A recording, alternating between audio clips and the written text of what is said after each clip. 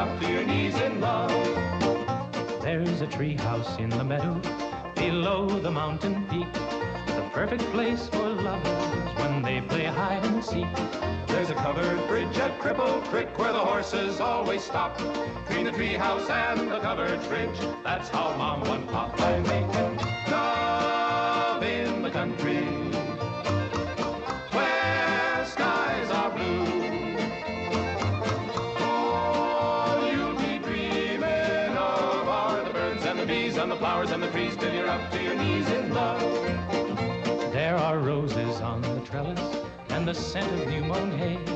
The clinging vine is jealous on the fence across the way. There's a great big yellow moon above and a breeze to sing a song. Between the roses and the yellow moon, a fella can't go wrong if he makes love in the country where skies are blue. All you'll be dreaming of are the birds and the bees and the flowers and the trees till you're up to your knees in love.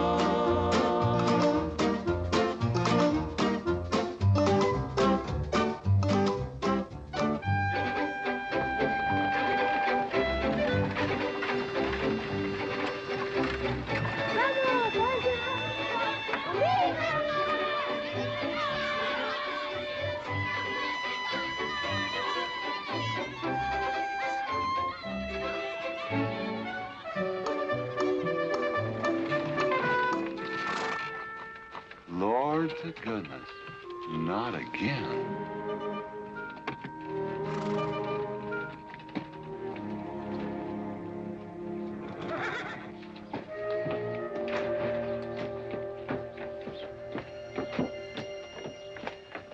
Howdy, Drago. Morning, Curly.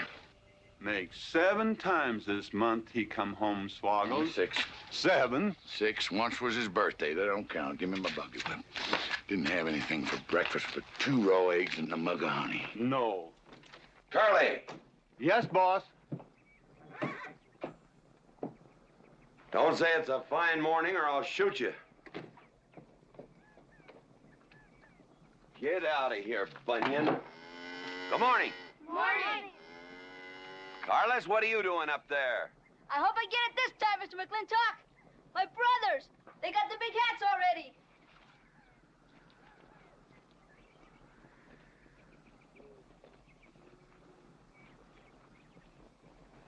All right, let them have at it.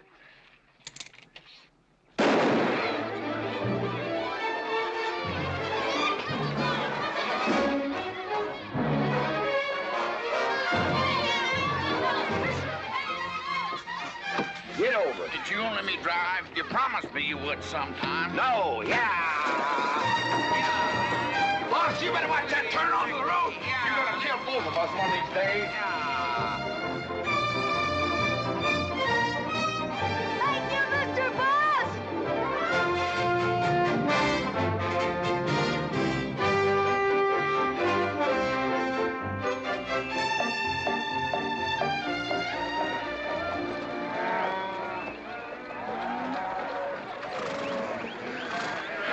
You got cattle in the back, boss.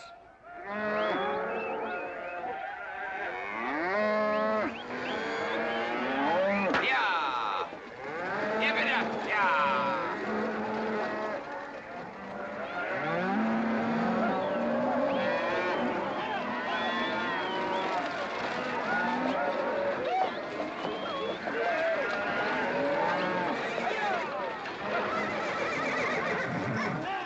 Keep 'em going. 15 cents a pound all the way to Kansas City. Yeah. Yeah.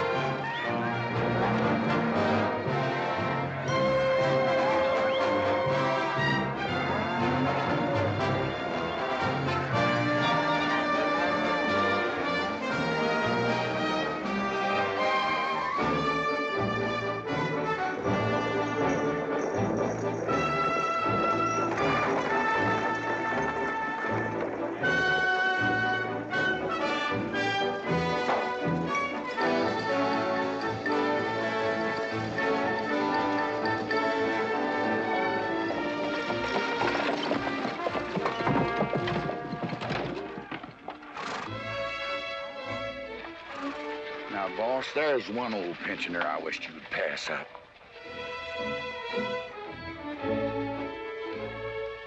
Bunny? Yeah.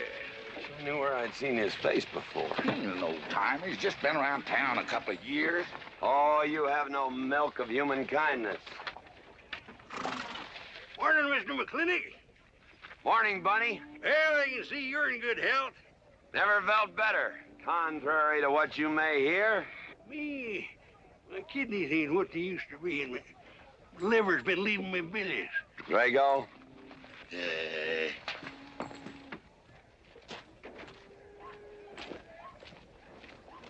Hello, Ben. Hey, McClintock. Drago, throw that in the buggy. Yes, sir. The scrubby bunch of Sooners, huh? They are at that. Well, it ought to make Douglas happy, lining his pockets with land fees. What are we gonna do? I don't know what you're gonna do, Ben. Me, I do nothing. 200 families. Quarter of beef a week per family. They last 2 years. That can be a sizable number. I got 20 head to 1 of any other brand on the Mesa Verde. I'm not hollering. Some of us haven't got all the money in the world. Some of us ain't old and tired and feel like being put upon. You interest me, young Ben. Go on. So the first time I find one of our hides wearing our brand hung on one of them settlers' fences, I aim to kill me a plowboy. You do what you want, McClintock. We'll do what we want. Fellas my age generally call me GW or McClintock. Youngsters call me Mr. McClintock.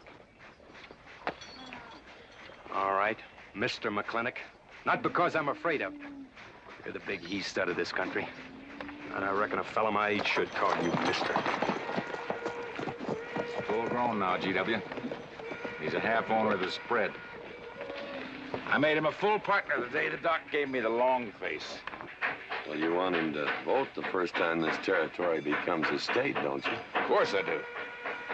If these settlers get burned out, there'll be a lot of hollering that this country's too wild to be a state.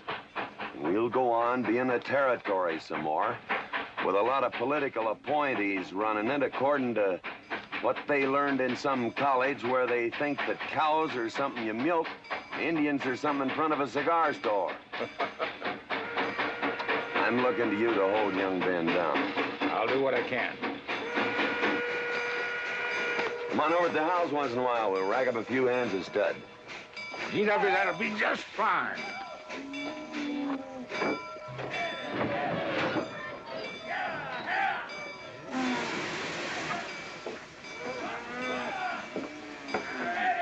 It's a nice morning, ain't it, boss? Everybody's entitled to their own opinion. Like that again, eh? Here's something that'll cheer you up. About 1,000 head. I figure they'll bring about 1,250. They're not as fat as I'd like to ship. They all off the North Range? Yes, sir. Settlers. Every one of them with a plow and a Bible. Not the slightest idea what the range is for. Drago! Drag out that hog leg. Yes, sir. Give me some attention. Yeah! People, people, people, people.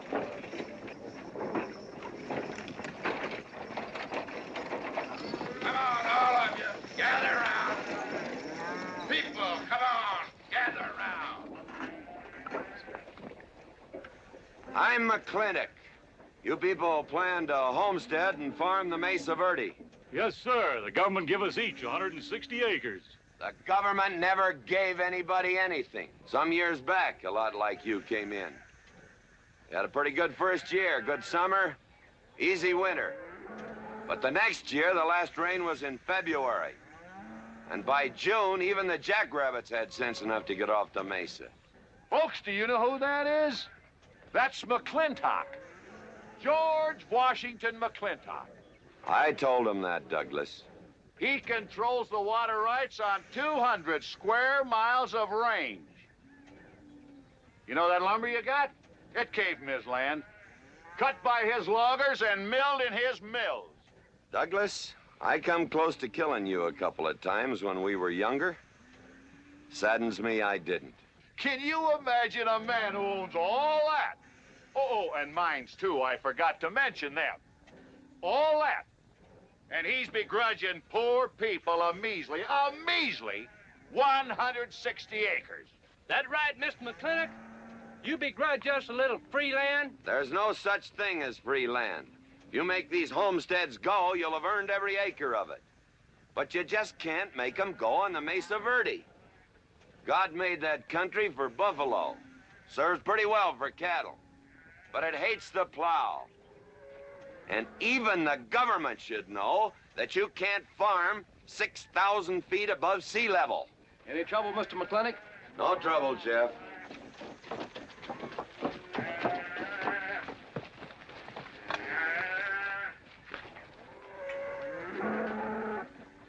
How about you, Douglas? Douglas? Just plain Douglas, eh? And you call him Mr. McClintock. Why? Well, Douglas, I guess it's because he earned it.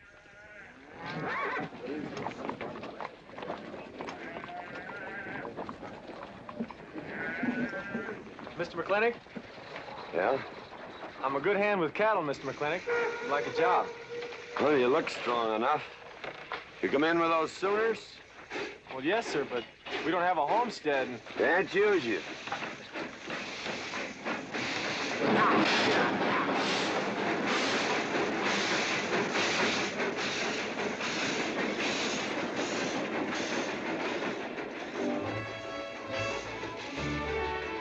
Tough life, ain't it, Sonny?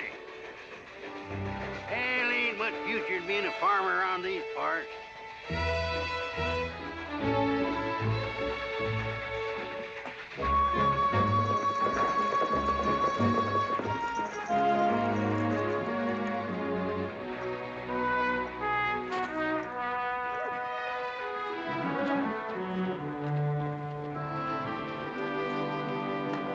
Ladies, this is the finest Chantilly lace available anywhere. Chantilly, Mr. Birnbaum. Well, believe me, it's the best. Oh, excuse me, please. Look around. Take your time. Drago, I got 1,000 Havana cigars and 12 of those hats for you over there. Them fell big hats ain't gonna last long the way some folks have been dipping into that red eye these days. Uh-oh. Good morning, G.W. Good morning. I stole some stick candy. Please, help yourself. Come on in. Davy, you can forget about saddling up the horse. Come in here. Problem? Yes. Well, if I were blacks, I'd move Queen's Bishop to King 4. Yeah, you might be right. You know, I was just starting to work this out when the letter came. Letter? It was... What happened? Don't you want me... Morning, Mr. McClintock. Morning, Davy. You being here saved me a trip. Oh, that hat and suit of clothes you picked out for my birthday? Well, instead of this cowboy hat, I'd like to have this one. If it's, all right with you, sir. Well, it's all right with me, Davy. Of course, that looks like the kind of a hat a fella'd wear down Main Street to start a fight. Oh, I don't need a city hat for that. All I have to do is walk down the street and some wiseacre will call me an Indian, and just like that, the fight's on. Davy, the letter, it's for you. And you are an Indian. Yes, I know I'm an Indian. But I'm also the fastest runner in town. I've got a college education, and I'm the railroad telegrapher. But does anybody say, hello, college man, or hello, runner, or hello, telegrapher? No, not even hello, knothead. Davy. It's always, let the Indian do it. Will you go out in the store and help the ladies? All right. I'm also bookkeeper, part-time clerk. Always let the Indian do it. The lady brought that out here this morning, asked for it to be taken out to the home ranch for you. Handsome lady, kind of tall with red hair. Called me Mr. Birnbaum, just as if she'd never seen me before, and as if that veil that covered her face would keep me from recognizing her. I thought she was in New York or Europe or someplace. So did I. Jake, you better throw on a couple extra cases of the boss's favorite bourbon. That stuff sure gets used up fast out at our place. Which reminds me, you better start tapering off. Catherine's in town. Katie?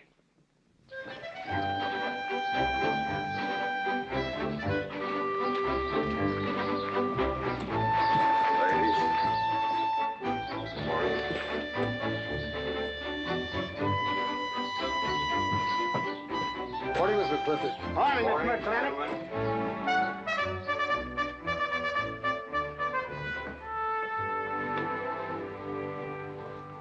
Good morning.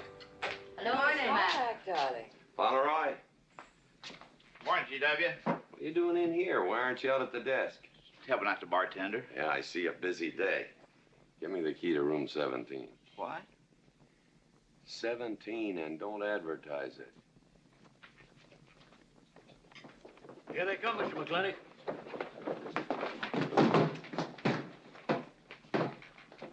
Set 'em up. Beer, whiskey.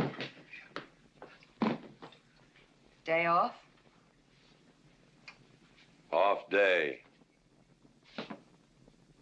Wonder what he's so preoccupied about. Haven't you heard? No, what?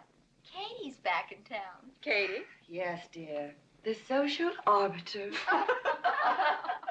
Well, hi, Sonny. Good morning. Oh, He sure is a quiet one. Mr. McClintock, I don't want to bother you. I'm sorry, boy. I told you, no job.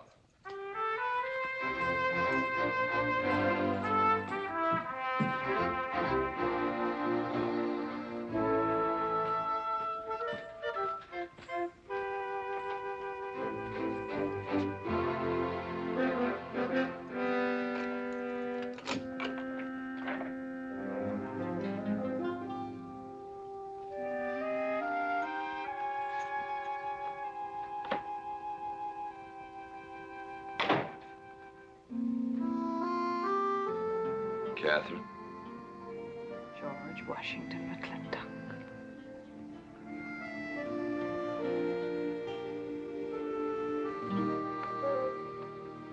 I thought you'd want this.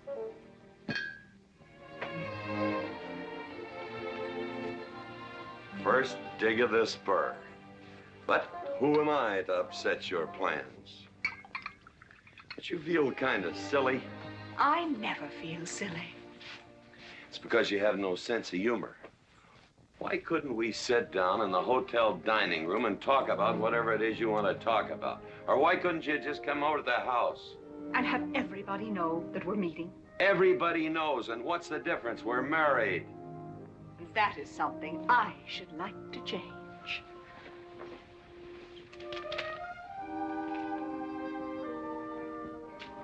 You know the answer, Katie.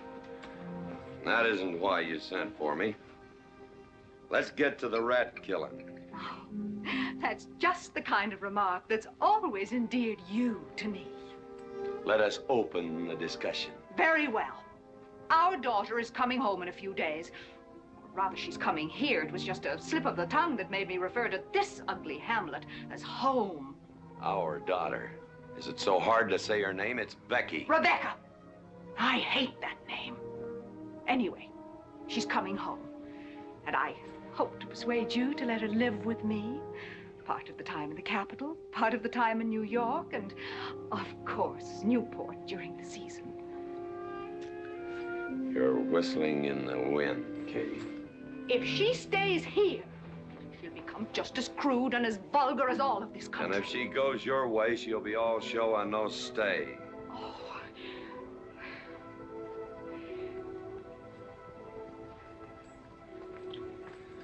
No go, Kate. I hate you. Oh, how I hate you. Half the people in the world are women. Why does it have to be you that stirs me? Animal. That's the story. I saw your picture in the paper at the governor's ball. You were dancing with the governor. At least he's a gentleman. I doubt that. You have to be a man first before you're a gentleman. He misses on both counts.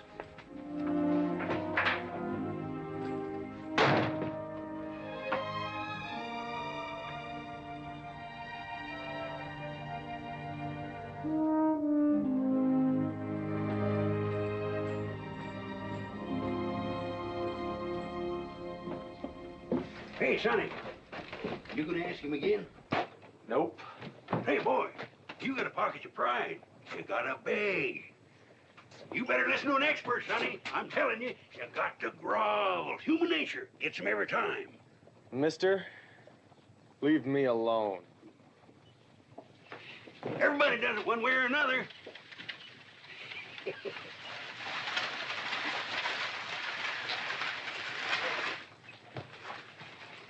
About that job, Mr. McClintock. I already told you, son, I've got no need for farmers or use for them. Just 1 minute, Mr. McClintock. My father died last month. That's how come we lost our homestead. I've got a mother and a little sister to feed. I need that job badly. What's your name? Devlin Warren. Well, you got a job, son. See my home ranch foreman. He's over at the corral.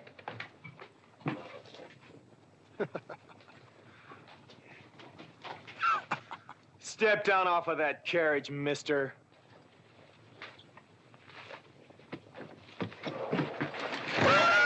Hold that hog leg. I've been punched many a time in my life, but never for hiring anybody. I don't know what to say. Never begged before. Turn my stomach. I suppose I should have been grateful you gave me the job. Gave? Boy, you got it all wrong. I don't give jobs, I hire men. You intend to give this man a full day's work, don't you, boy? You mean you're still hiring me, Mr. McClintock? Well, yes, sir. I mean, I'll certainly deliver a fair day's work. For that, I'll pay you a fair day's wage. You won't give me anything, and I won't give you anything. We both hold up our heads. Where do you live? The settlers' encampment, down by the mine. That's your plug? Yes, sir. Well, hop on him, and we'll go get your gear.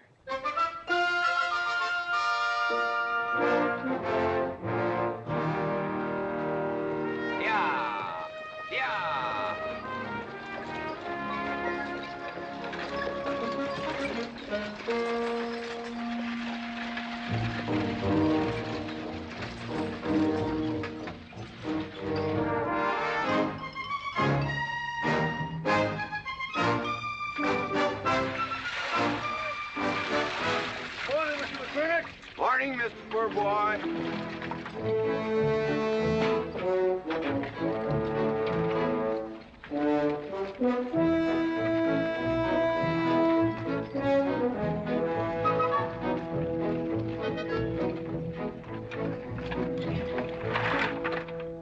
I'm sure that all you fine people are interested in knowing just what portion of this new land will be your new home. Oh, Jones and McAllister, since you've been more or less the leaders of our group, I'd like to have you come up and check the exact location. Won't be a minute, sir.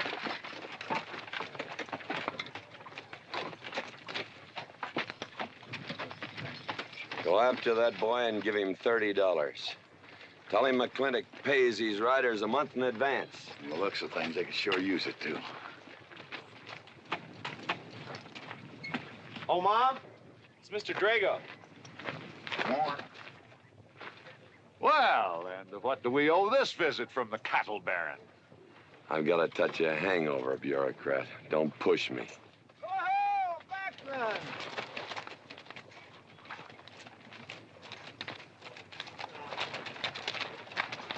Say, those are Indians.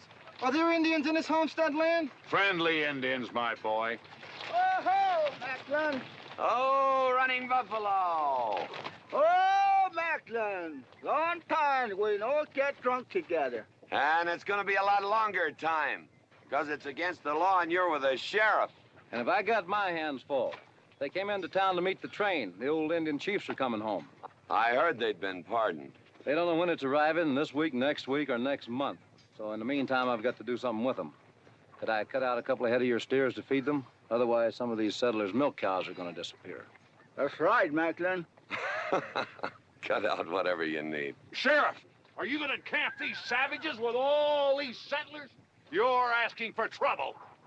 Mr. Douglas, I already have plenty of trouble. Please stay off my back. Running Buffalo, bring your people over to the clay slide. Go. Hello, Mr. Macklin. Tiny Mouse, it's nice to see you. You wouldn't believe it now, but 20 years ago, she was a mighty handsome maid. 20 years ago, you thought so too, Mr. Douglas.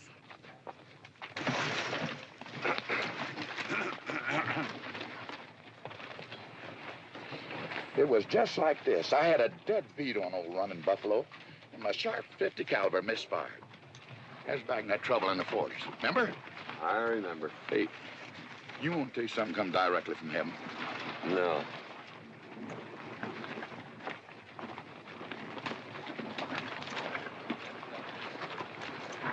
Where'd you get this? That boy's mama baked them. You thinking the same thing I am? She's a widow woman, boss, and she's got a long, hard road home. Hire her.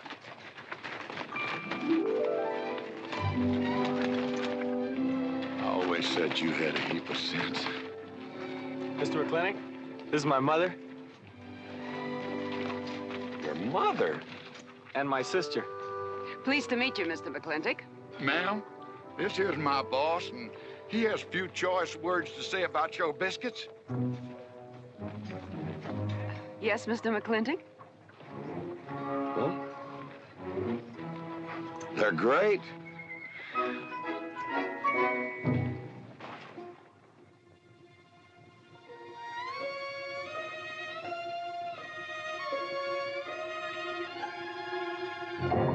Well, you old Cantonese reprobate, how about it? Fire me? I'd kill myself. I'm not talking about firing you, I'm retiring you. You've been rustling food for us for 30 years. We're gonna put you out to pasture. All you'll have to do is give advice. Be one of the family. I'd kill myself. I may save you the trouble. But Ching, you kill yourself, I'll cut off your pigtail and you ain't never gonna get to heaven. I'll be one of our family. I give you my solemn word. Pretty clumsy family. Drink too much, get in fights, yell all the time. Cut off his pigtail. All right, I'll be one of our family. Giúp lấy đó. Phải là giúp lấy đó. Giúp lấy đó, hai. Cảm ơn.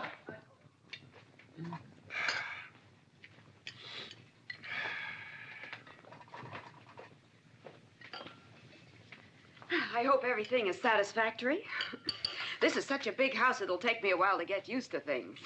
Now, please don't hesitate to tell me if anything is wrong. No bird's nest soup. Otherwise, just fine. Everything went nicely, finally. ma'am? Best apple pie I ever had. Curly's right, ma'am. Hated to leave that last bite. Shall we celebrate with a drink? Carlos, come in and help me with the dish. Alice, you want to help too? Yes, Jacob. All right, pitch in. Now I'll wash and you kids can dry. Is that good here?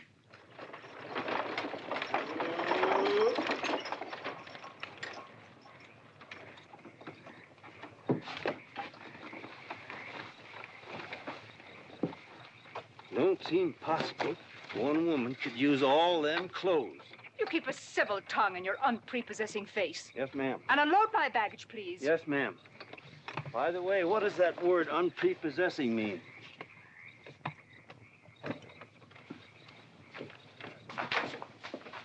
Miss McClintock. Oh, hello, Carlos. Run and help the driver with my luggage. I couldn't trust anyone else in this house to do anything correctly. Luggage? Give him a hand, Curly. Yes, boss. Mr. McClintock? Are you moving back in? Yes, but nothing has changed except my place of residence. And I'd be willing to put up with savages rather than be denied the company of my daughter. And I'm proving that by moving in here. Mr. McClintock, since it's my first day, would you excuse me if I, Go ahead. Oh, Catherine, this is Dev Warren. He joined the outfit today. Please, ma'am. Thank you. Well, how refreshing. A polite young man here. Where did he come from? He's a farmer. A farmer? Well, I'll be doggone. Kate, welcome home. What on earth are you doing in that idiotic-looking outfit? And don't you dare call me Kate.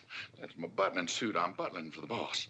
And I'm sorry, Catherine. That Kate kind of slipped out from the times I remembered you as being nice people.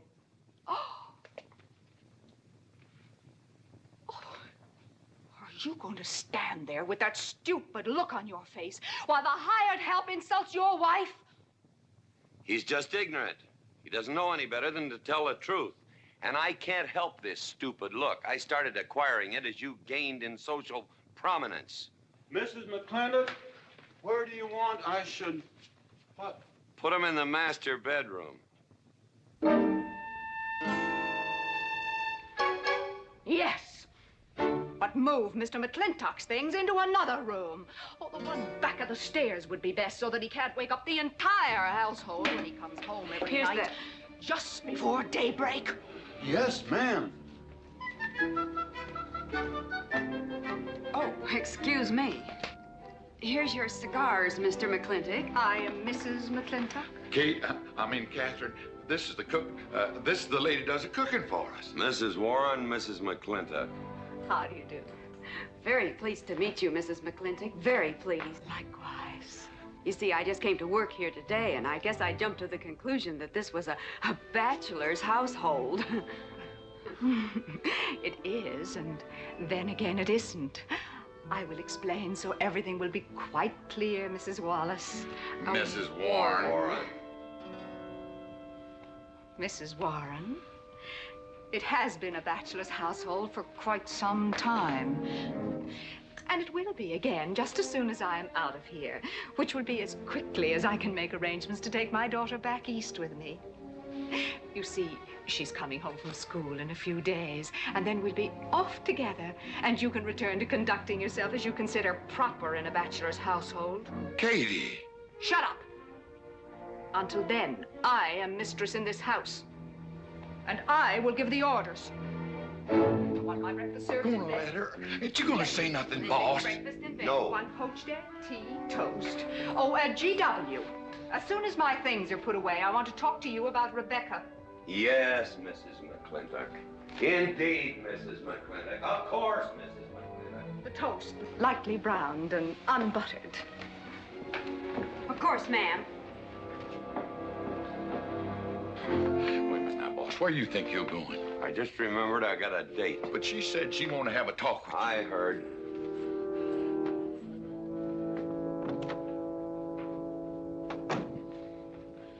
Good evening, Lem. Evening, Mr. Mack. Yep. Say, Mr. Mack, what does unprepossessing mean? I was called that once, Lem. Looked it up in the dictionary. It's best you don't know what it means. Uh-huh. Thank you. You're up.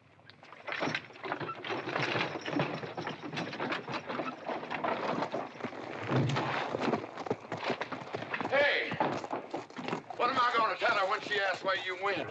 When in doubt, tell the truth. She wouldn't expect that from you anyway. Where's Mr. McClintock going? There he goes, burning his last bridge. You see a yellow streak about a foot wide running up down his backbone. Well, Mr. McClintock? He ain't afraid of nothing. I once thought that.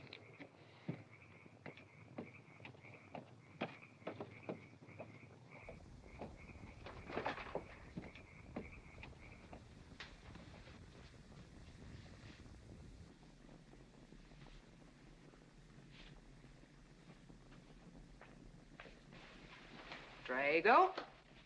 Yes, ma'am. Was that, He took off, lit out.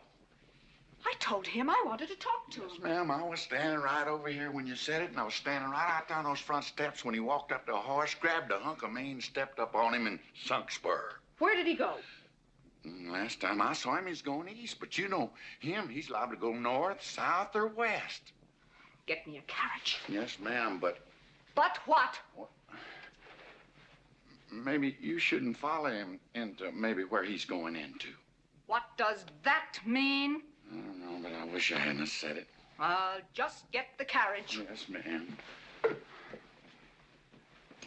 What happened? Get the Bruce. Baruch? Hitch it up. She wants to go to town. But Mr. McClintock never said anything to me about it. Look, young fella, I'm the ramrod around this place, and you better start giving me a yes, sir. You're gonna get the roof of this house pulled down on your head. Yes, sir.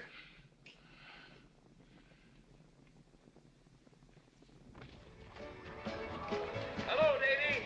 Hi, Mr. McClintock. New broom, eh? Big please. Hello, Bunny. How is everything? Oh, fine, fine, Mr. McClintock. I'll get you next time.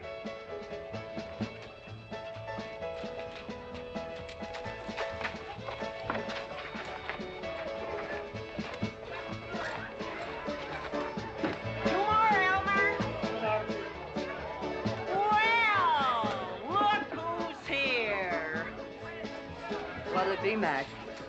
Same as usual? Ladies. Evening, GW. Jake? Wrong move. What? Chess problem. Queen's in danger.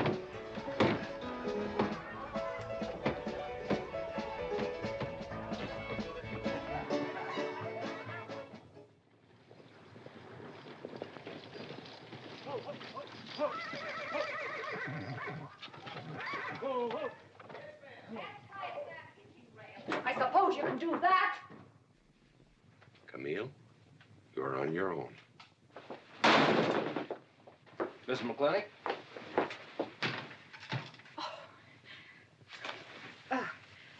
I'm Camille. Camille Reedbottom. I'm learning the game of chess. Thought it would give me something to pass the time.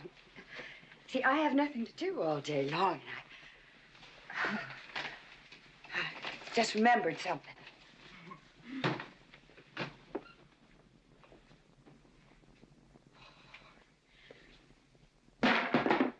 Catherine, I didn't hear you come in. Mr. McClintock, I told you that I wanted to talk to you. Not now. Could I get you a glass of sherry, Catherine? Oh, thank you, Mr. Birnbaum. I could use one. I came into town behind a runaway team. Drago never could handle horses. It was that young man whose mother pretends to be your cook. Catherine, your wine. Oh, thank you, Mr. Birnbaum.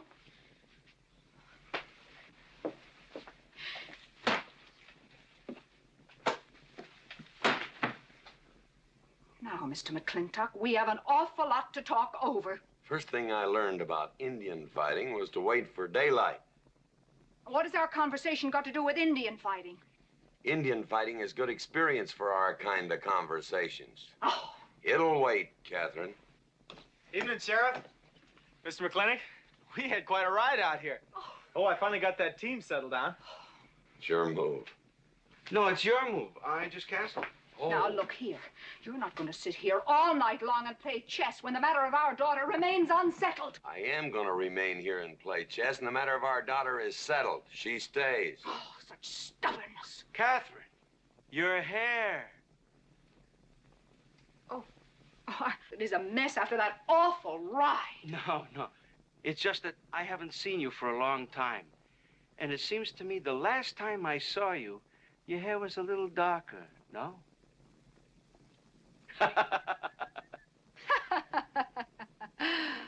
It's a funny thing that tricks a man's memory will play, huh? Mr. Birnbaum, I think that you've completely lost your mind. You have done something to your hair. I have not. I had it been none of your business. I'm certainly not going to put myself in the place of those blondine trollops that you seem to prefer. Take it. Huh? Oh. Fill it. Oh.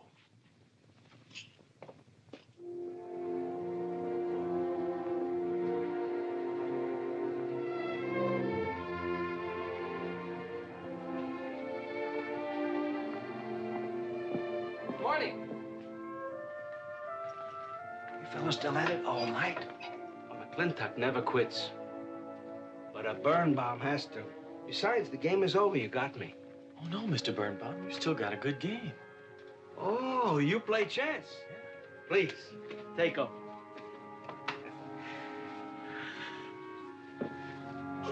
Pretty good. Fair. Well, looks like I won't have to come into town always to get a game.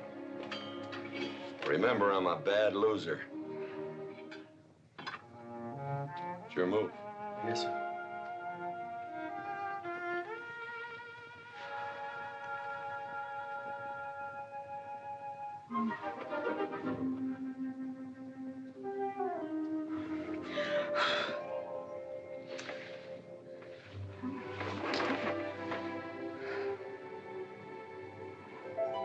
Good morning.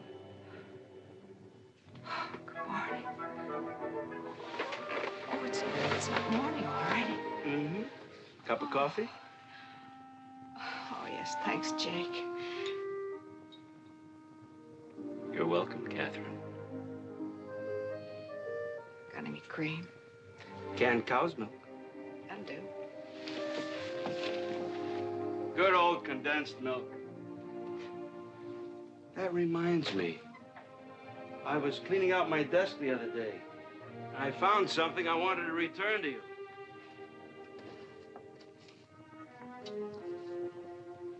Here it is.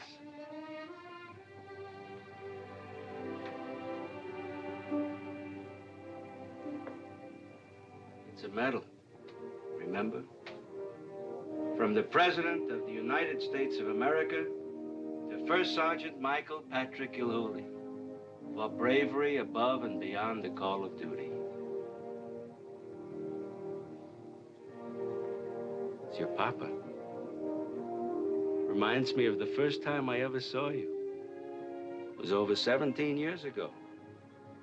You walked into my store, not much bigger than the bundle you were carrying. And in the bundle was the most beautiful baby I ever saw. And was she hungry? You walked all the way from Superstition Creek just to trade me that medal for a case of canned milk. GW was off somewhere as usual, fighting Indians. Sheriff! Sheriff Lord! Well, have you seen the sheriff? Kind of early for him. To try his house? Why didn't I think of that? Looks like Birnbaum's is open. Maybe somebody in here knows.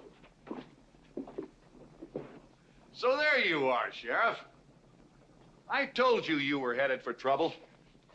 Trouble? I want to know by whose authority you let those Indians stay in town. Those savages are wards of the government, and I am the representative of I that told Sheriff Lord that he could put him up down by the clay side. Because the town's named after him, he thinks he owns it. Well, you check the books in the recorder's office, and you'll find I do own a fair piece of it. Agard, if you knew anything about Indians, you'd know that they're doing their level best to put up with our so-called benevolent patronage, in spite of the nincompoops that have been put in charge of it. Those Indians need my permission to leave the reservation. Those chiefs have been giving orders all their lives. It's pretty hard for them to understand that they have to hold up their hand like a schoolboy in a classroom. The law is very clear. I told you you'd get no satisfaction from these people. But we'll get the girl back. Girl? The girl the Indians kidnapped. But don't worry. I armed the settlers and set them to rounding up those red devils. What is this about a girl? Millie Jones, one of the settlers' daughters. The Indians kidnapped her. That's ridiculous. And you turn loose a lot of farmers with shotguns? I certainly did. You're insane. Let's go, Sheriff. Mr. Douglas, Oh, Miss McClintock. much as I hate to agree with GW about anything, you haven't changed a bit. You're still an hysterical fool.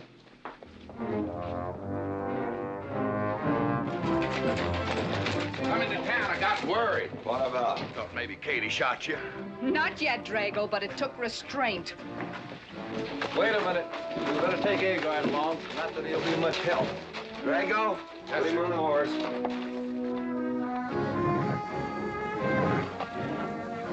Just a minute. Well, I'll drive. Yes, sir. Agard, what are you doing? Agard, this is serious. Stay with him, Agard. Stay with him. Agar, will you stop showing off and getting this buggy? Mercy. Mercy. That horse is a little green.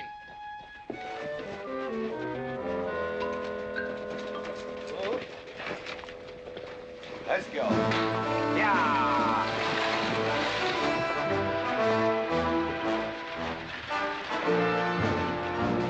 Just where do you think you're going? Don't use that range, boss. Tone of voice with me.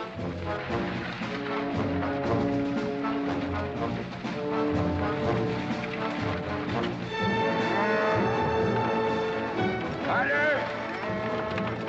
Headed for Mr. Poor Boy's mine. Mount up some riders. Right, boss. You heard the man. I don't like it, Mr. McClintock.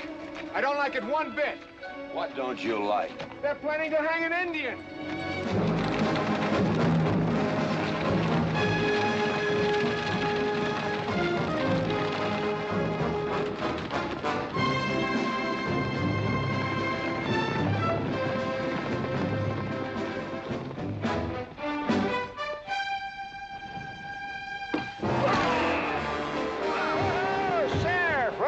funny. Where's the whiskey?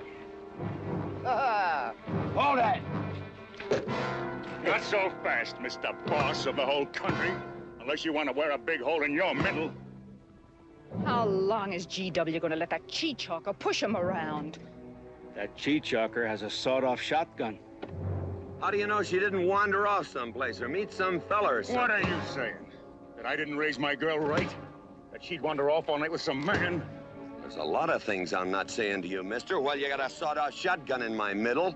But how do you know this Indian had anything to do with it? She's gone, ain't she? She's gone. Pa! Pa! I'm over here! Pa! Been looking for me, Pa? Where you been, gal? Young Ben took me for a sunrise ride, and the horse wandered away. You come down over there. But, Pa! She's telling the truth, Mr. McClintock. We wasn't doing nothing. Well, that's not important right now. The important thing is that you don't draw that hog leg, or this will be worse than Dodge City on Saturday night. You get on, back to the wagon. I'll tend to you later. Now for this young whippersnapper. Now, no harm has been done. And young Ben here is one of the nicest boys in the territory, so just put down that shotgun and I'll let's teach forget him to fool with Mike. Now, we'll all calm down. Boss, he's just a little excited. I know. I'm going to use good judgment. I haven't lost my temper in 40 years. But, Pilgrim, you caused a lot of trouble this morning. Might have got somebody killed. And somebody ought to belt you in the mouth. But I won't. I won't. The hell I won't.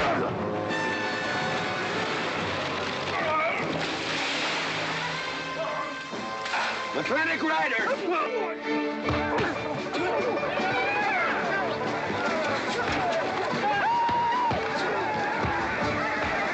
Ha-ha! Oh, Markland! Hey, Buster! Remember me?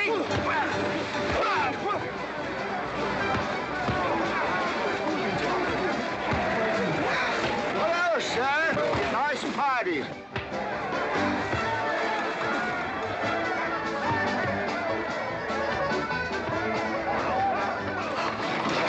Do you think you oughta? I ought to what?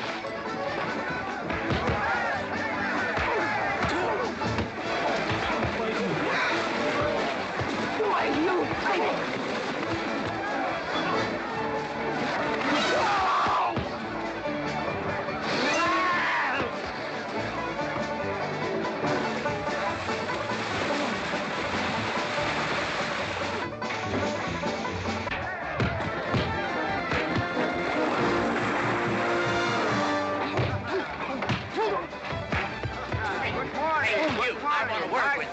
Hey, just a minute. What do you do? My glasses. Hey, now stop this or you'll be sorry.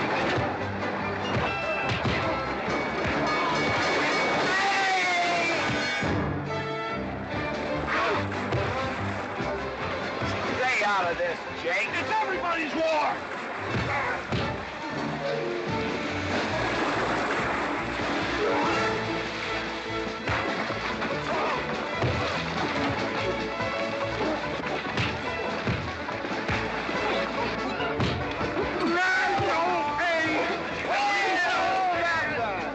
Where's the whiskey?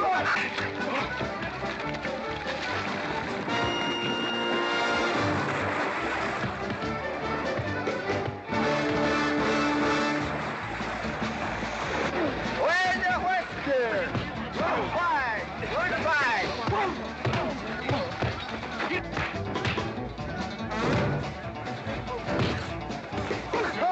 Sorry, McClintock.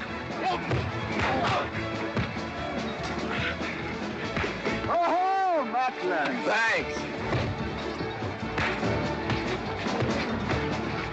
Ha-ha, it's very funny. Yeah, very funny.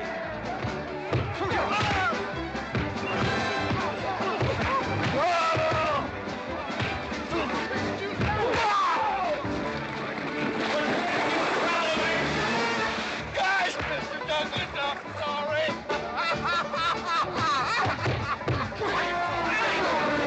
My age, Drago. Ha!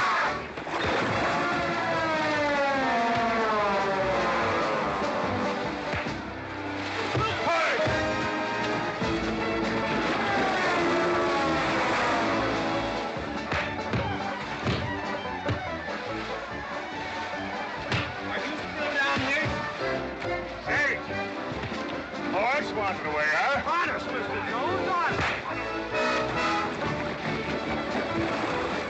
Oh, get out of my way. Nice left. Thanks. I went to college. For this, you don't need college. You're not getting me down there.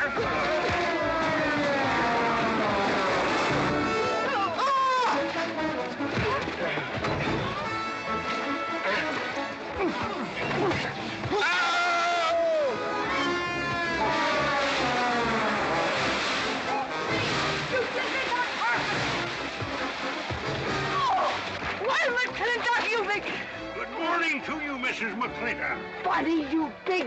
Yowie!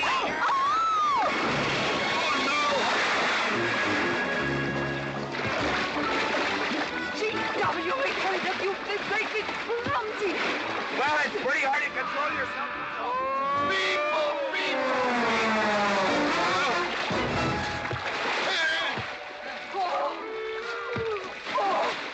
Oh, Macklin! Oh, Macklin! Good party! But no whiskey. We go home.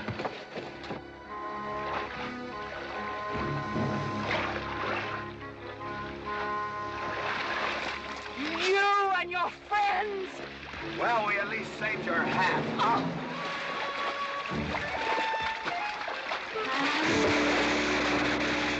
Where is everybody? Oh, for heaven's sakes.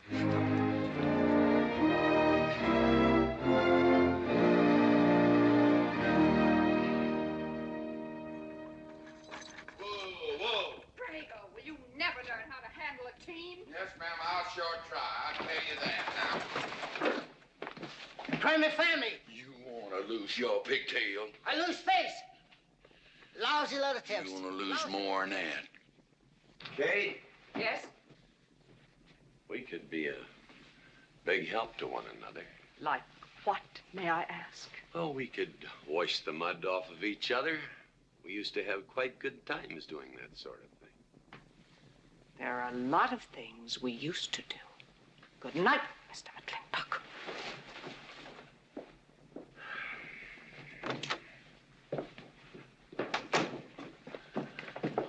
Any luck?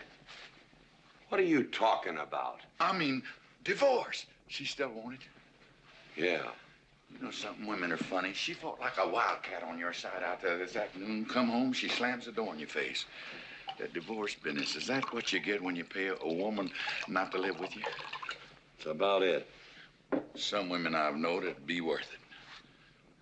You know, if we had any moral character, we wouldn't be standing here covered with mud drinking when we should be washing. G.W. Drago.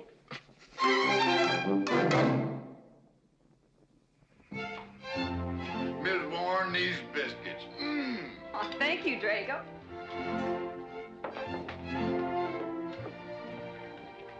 Good morning, Mrs. Warren. Good morning, Mr. McClintock.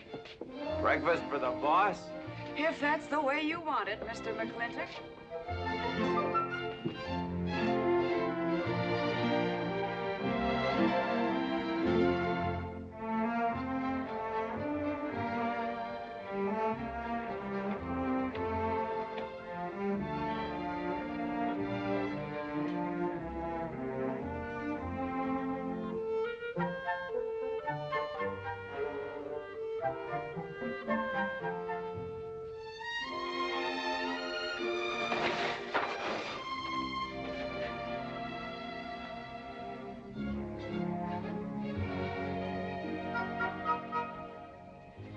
One poached egg, tea, toast, lightly browned, and Why, Mrs. McClintock, you have a black eye. I do. Ooh.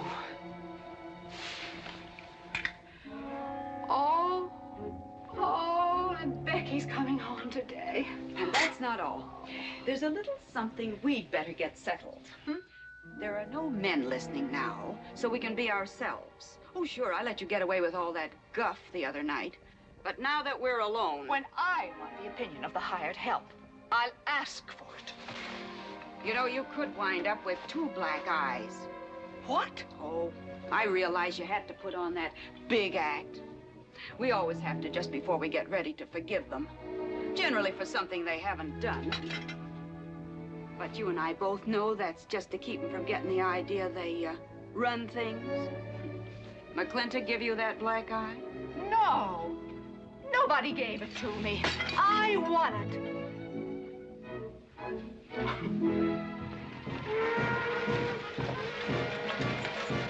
Morning, Davy. Morning, Mrs. Beach. Mr. Beach.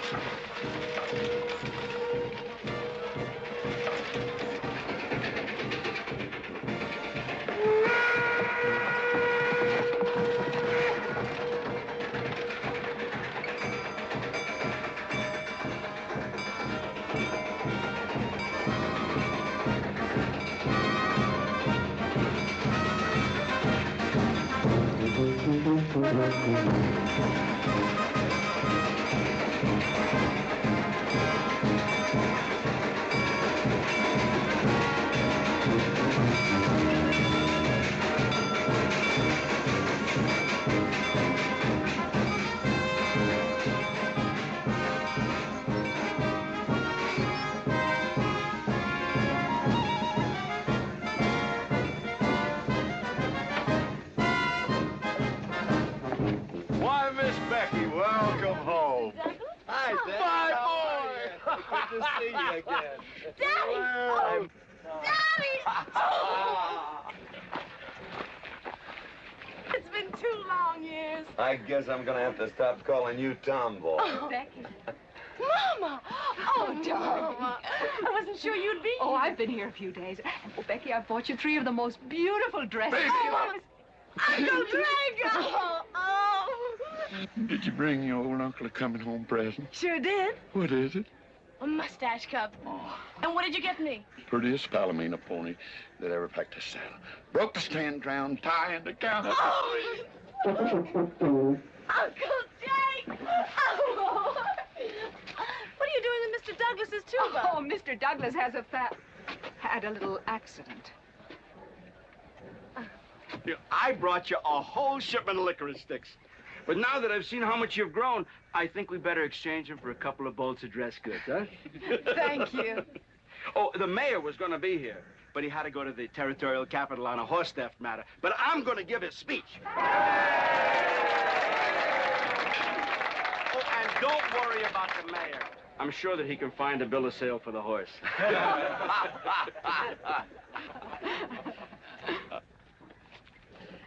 Ladies and gentlemen, we are here to welcome the fairest... What am I doing? We are here to welcome back the prettiest girl that was ever born in McClintock, or in any part of the territory.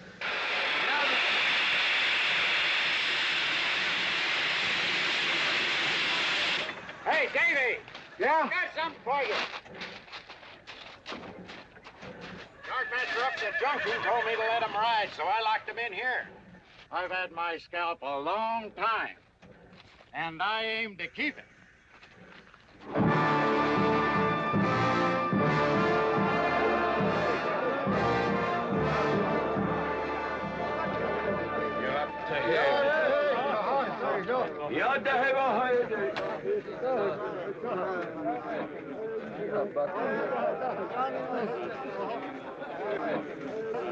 And now she's come back to us.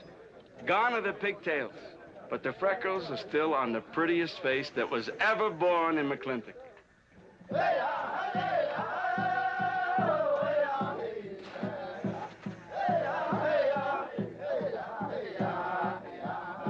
Hey, that's Puma.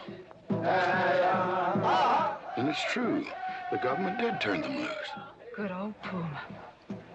I'll never forget when he brought G.W. home. Your father had a hole in his chest and 104 fever. Of course, they weren't very mannerly about it. He came past the house at a high lope and threw him on the doorstep. And you do remember them good old days, don't you, Katie? Catherine.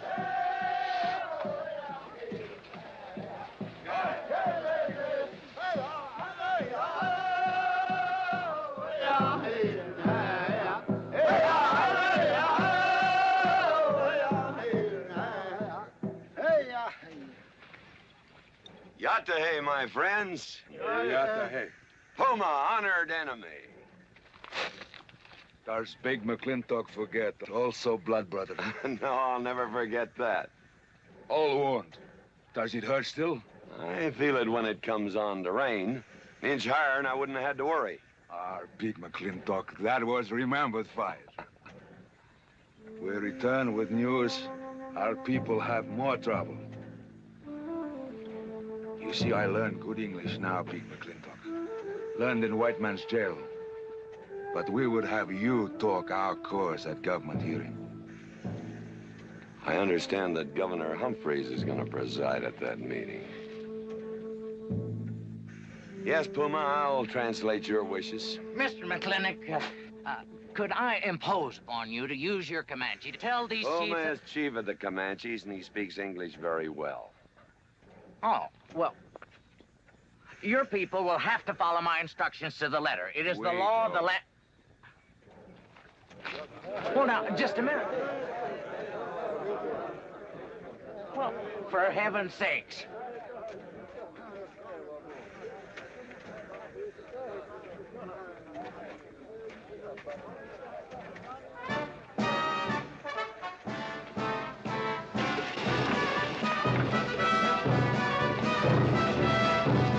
You wait here, honey. I'll get the bucket. Go to the McClintock party? Surely. Will I see you there, Beth? Of course, Davy, and you can have the first name. Sis? Don't want any sister of mine talking to strangers. Davy's not a stranger. He clerks in Birnbaum. He's an Indian.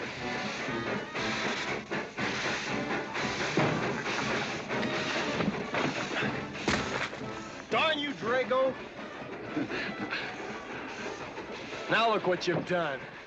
Baby, this is Devlin Warren. He works for you, Papa. Dev, this is Miss Becky McClintock. Those are my things. Yes, ma'am. Oh, I'd have known you anywhere, Miss Becky. What do you mean? Oh, I mean, you look so much like your mother. Well, even prettier. Oh, Mr. Warren. Mother's much prettier than I am. Many a fight started with words like that. Come on, get in the boat. Hello, Ching. We got jelly pie for dinner. Oh. I'm not cooking. No, he's not. Junior! Yes, Miss Becky. You remember Junior Douglas, Mama? Oh, of course. How's college? Valedictorian, 95. Oh, congratulations. Oh, Mr. and Mrs. Douglas, we will see you at the party, of course. Oh, delighted. Well, it'll be pretty hard to keep young men away. Yes, sir. Drago? Yes, boss. Baggage all loaded. G.W. You remember young Junior? Oh, yes. Like father, like son. Mr. McClintock, I hope you don't think I'm being presumptuous in asking for the honor of calling on Miss Rebecca. Well, there she is. Ask her yourself. Well, thank you, sir. Ching, now I'm going to get fired. Get up out of here. Thank you, sir. Thank you. Have you no manners? See you at the party, Junior! Yeah. Yeah, what? Like father, like son. What did he mean, Matthew? Come on, Ching. Grab a root and growl. 我係佢高人，唔認真做工。我係嗰啲人，我死唔係乜嘢生我做啊？我呀，快坐啊！ Well, you're doing a good job, Miss McClintock. Thank you, Miss Flora. Deb, when you're finished there, go over and help Drago with the beer kegs. Yes, Mom. Deb, could you come and help me a minute?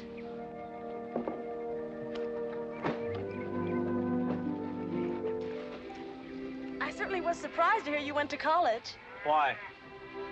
I don't know. Junior says Purdue's a good college for a backwater place like Indiana. Well, he did indeed. Oh, could you do this? I can't reach it.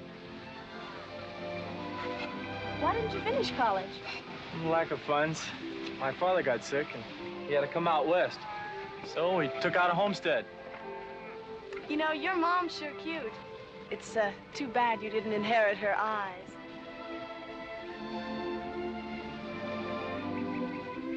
Well, you'd been lucky if you'd inherited a few things from your father. Oh, really? For instance? It was common sense, for instance. Common sense? Yeah. You don't see him being fooled by some dude like Junior Douglas. Junior's not a dude. He's nifty. This needs a woman's touch. And besides, he got a letter at college. What sport? Glee club. Very strenuous. Don't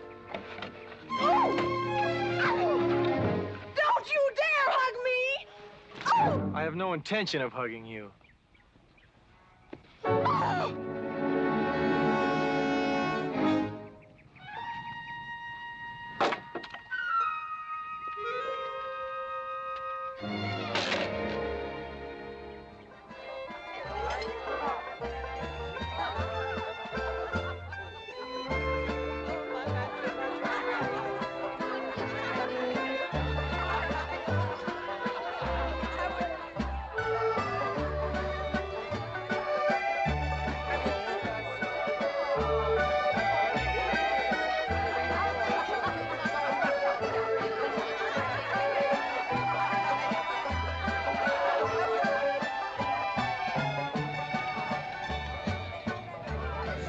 Ladies all look lovely, Catherine.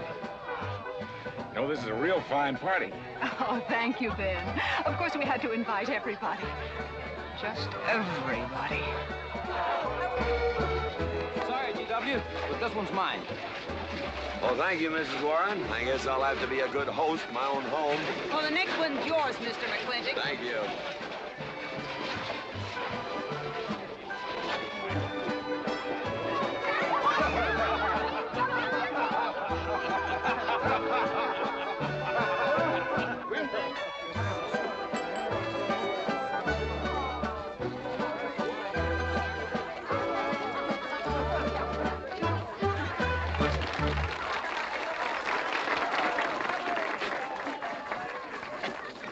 Drago, go and do what I told you to do. Oh, Katie. Catherine, and do as you're told. Oh, Drago, do this. Drago, do that. Yeah! People, people, people. This Douglas feller. Drago! Yes, ma'am. Matt Douglas, Jr. is going to bring you folks some of the latest terpsichorean dance steps, brand new, brought by him directly from New York City. All right, Mr. Fiddler.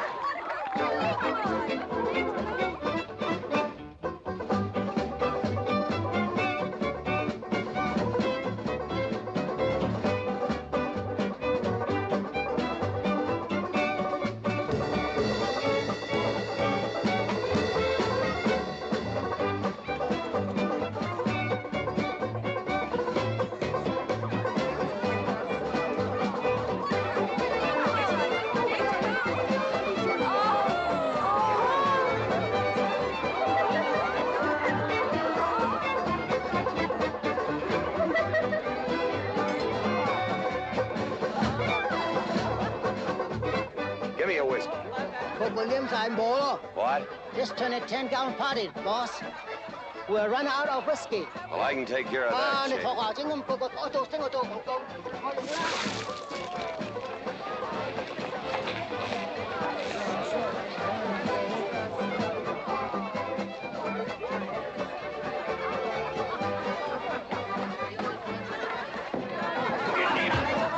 Indian.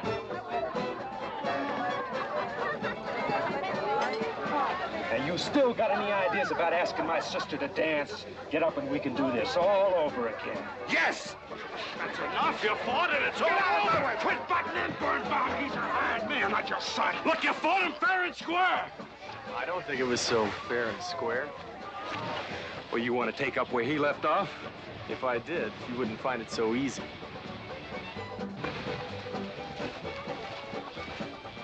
Now we've had enough of this. Well, when are you going to quit walking away? Just as soon as we're out of sight of the party. A little lesson I learned back home, don't fight in front of women. Well, we're out of sight now. So we are.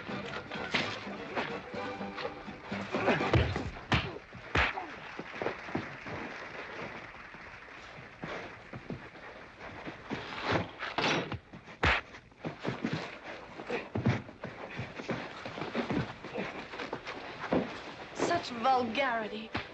Someone should do something about it. You're right. Absolutely right.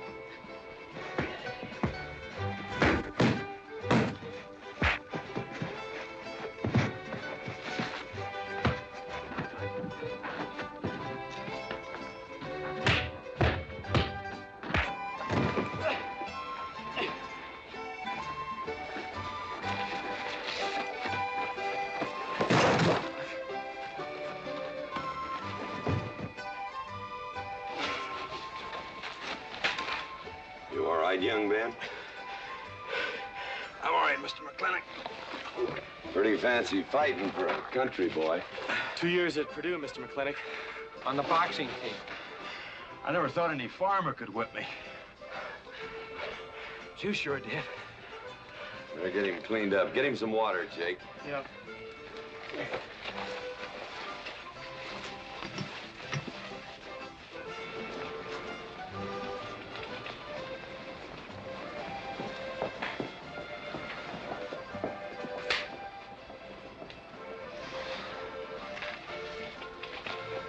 Get yourself cleaned up. Go ask that girl for a dance. Who? Oh!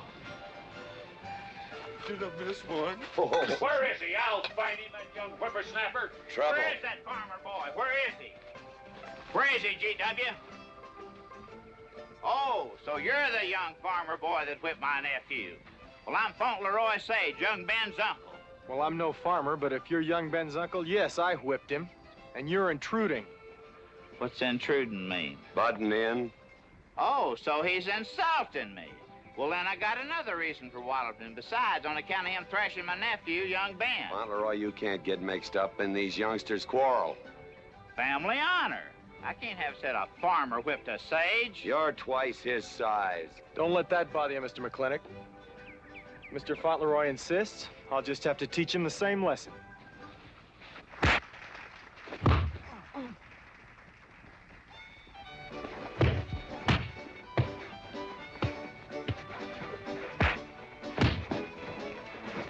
Say!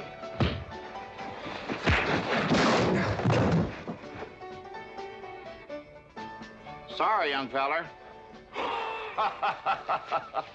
Hate to have to do that, young fella. No hard feelings. Not yet.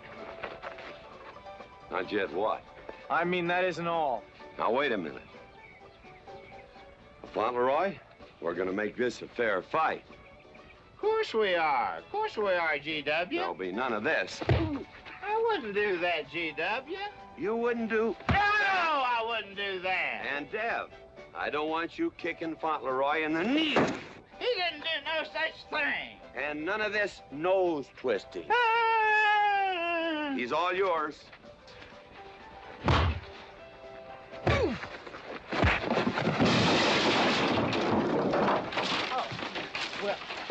Well, where are my glasses? You all right, young feller? Ouch! I'm all right. This Indian agent will stop stepping all over me. I beg your pardon, G.W. You're just funning me. But I want you to know that boy fought me a fair fight. Well, I'm glad to hear that, Fauntleroy. Here's my uncle. Fauntleroy, what have you been doing? I hope my uncle didn't bother anybody. No bother. I think we'd better join the ladies before they get curious. Drago. Fauntleroy, let's line them all up for a do-si-do. Jake, you think tincture of arnica would help? Could be. Used to help you. Gentlemen, to the medicine cabinet.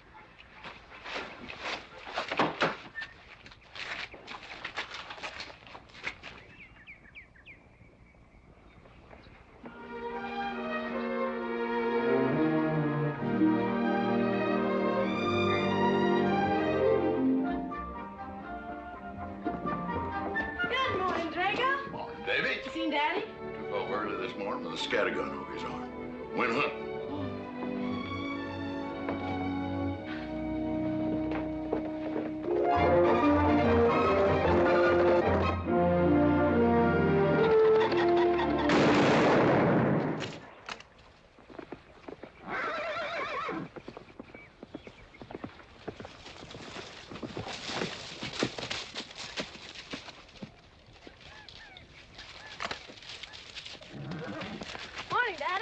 Good afternoon. I'll get you out so early. It's something I have to get straight in my mind. Yeah? What? Mama?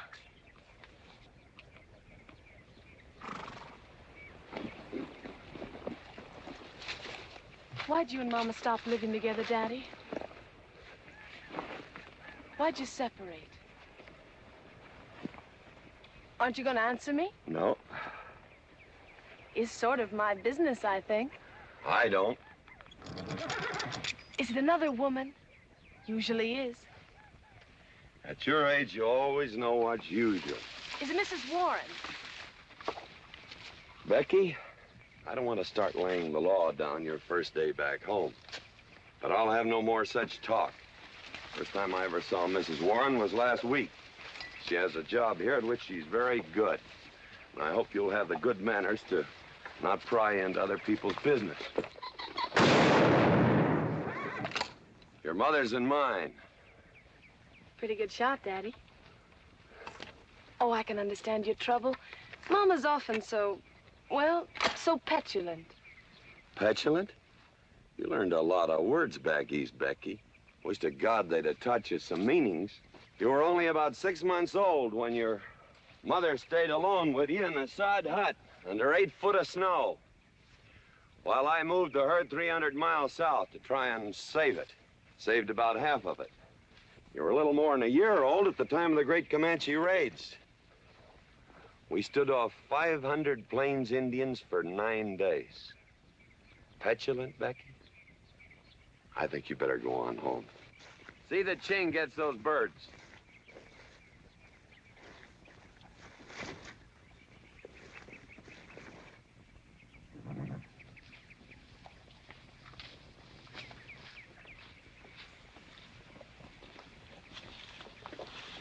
Becky, come here.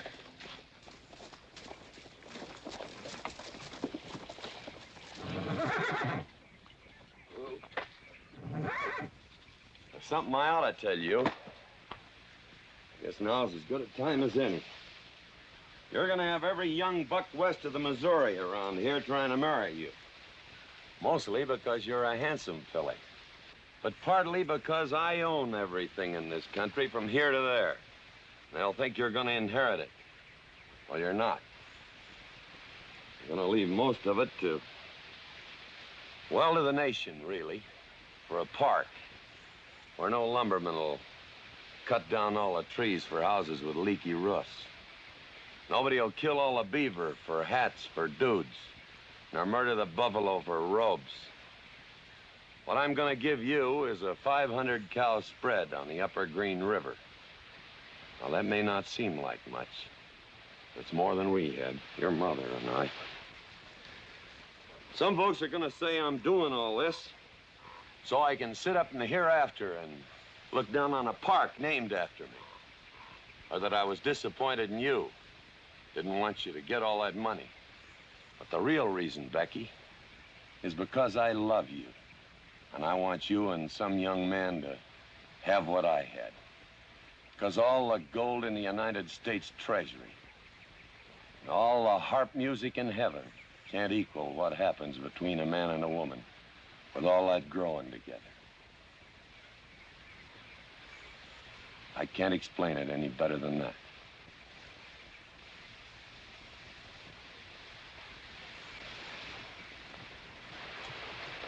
All right, Daddy. Becky.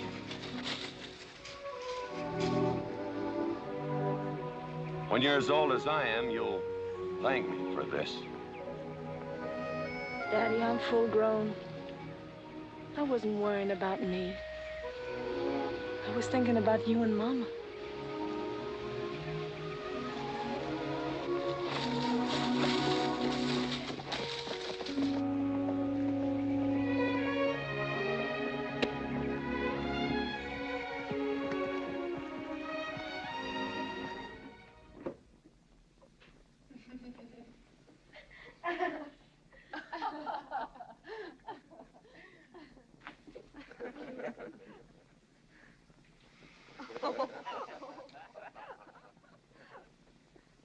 Oh.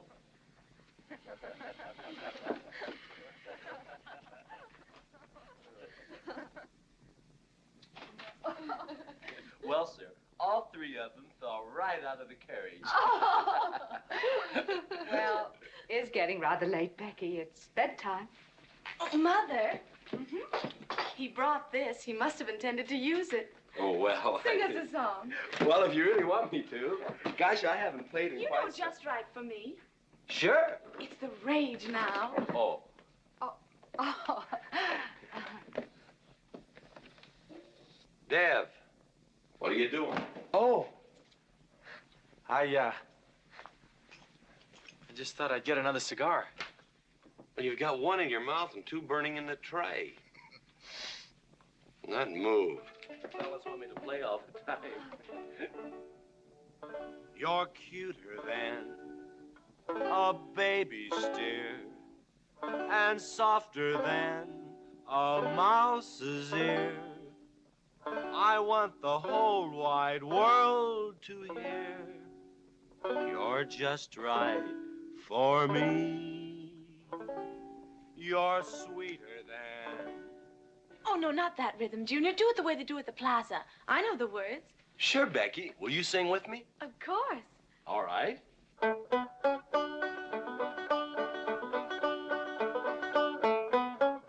love a man who's witty and smart and clever. It's your move. Oh. Oh, Dev, you're playing like an amateur. Let's call it an evening. I'd like to know where your mind is tonight.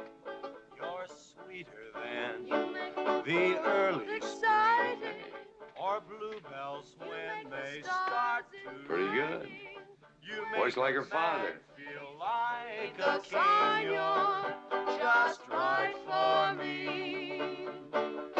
Sweeter than honey, finer than wine.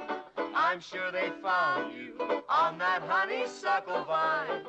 I would melt in your embrace. You disappear without a trace. To die like this is no disgrace. This is the time. This is the place for you. Just Right for me.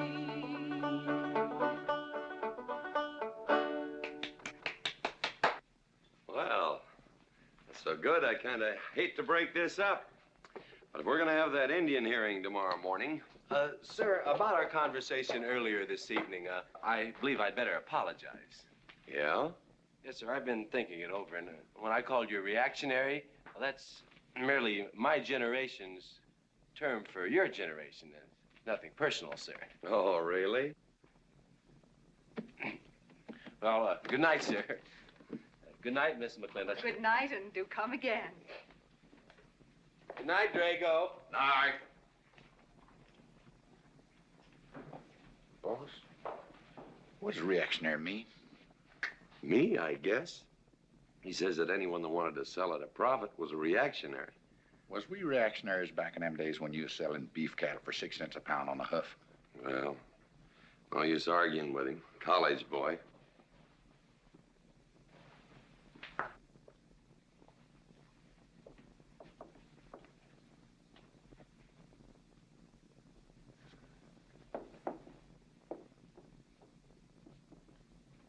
Devlin Warren, if you was my kind of man, you wouldn't let some dude walk off with the prettiest girl west of Denver without putting up some kind of fight. Does it show? Well, what can I do? I'm just one of her father's employees. I'm just a hired hand around here. Every so often, Dev, you spill the strangest ideas. Everybody works for somebody. Me, I work for everybody in these United States that steps into a butcher's shop for a T-bone steak. And you work for me. There's not much difference. Daddy, the most terrible thing just happened. Junior's horse ran away. The one he rented at the livery stable. Tied up a rented horse by the reins. He's probably back in the stall by now. I think we can get Junior something that he can ride. What I'd rather do, Daddy, is drive Junior home in our barouche. It's a lovely evening, and I'm sure Uncle Drago wouldn't mind driving. I would, and I got the kind of manners don't keep me from saying so, just to be polite. I'll drive him home, Mr. McClintock. And you don't have to come, Miss Becky. I'll see that he gets home safely. I can take care of myself. You got yourself a foot, didn't you? Dev, get the carriage. Drago? I'm going with them. Now you got me wrangling dudes.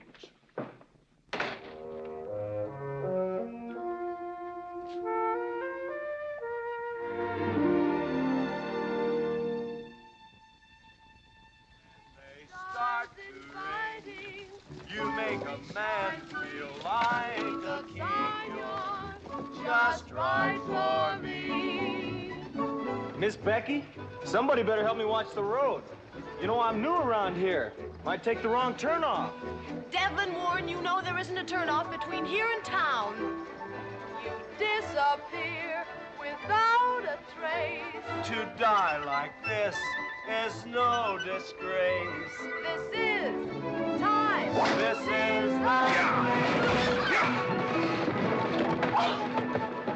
Devlin Warren, what are you trying to do? Kill us?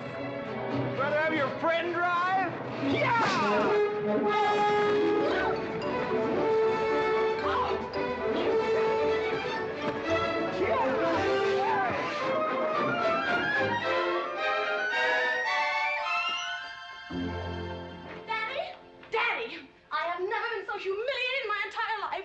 I said what I said, and I'll stand by it to the death. Shoot him, Daddy. Shoot him at once. Well, why? My honor is at stake. Well, now, Your Honor. Absolutely. He impugned my honor. Impugned? What does that mean? Slander. He slandered my honor. He did? I said what I said, and I'll stand by it to the death. He admits it, see? Shoot him. Well, what is he admitting to? Why, he called me a... I won't even repeat the word. I didn't necessarily call you anything, but I said what I said, and I'll stand by it to the death. Well, just for the tally books, what did you say? I said that any girl who would permit a man to kiss her before they're formally engaged is a trollop. He said it again. Shoot him. Now, hold on. No, don't hold on. If you're my father, if you love me, you'll shoot him. Well, I'm your father, and I sure love you. So?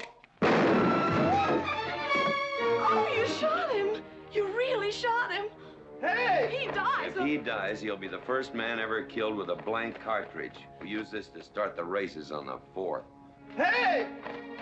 I'm on fire! Oh, you poor dear. Poor dear? You'd have had me shot in cold blood. But it didn't happen. Yelling I insulted you and all. What you need is a good spanking. Dev! Daddy! Leave me out of this. I think I'll give you what you deserve. You wouldn't dare! Oh, wouldn't I? You'll think next time before you have someone shot. And this kicking and yelling isn't gonna help you. Don't! Oh, Daddy! Wait a minute! Daddy!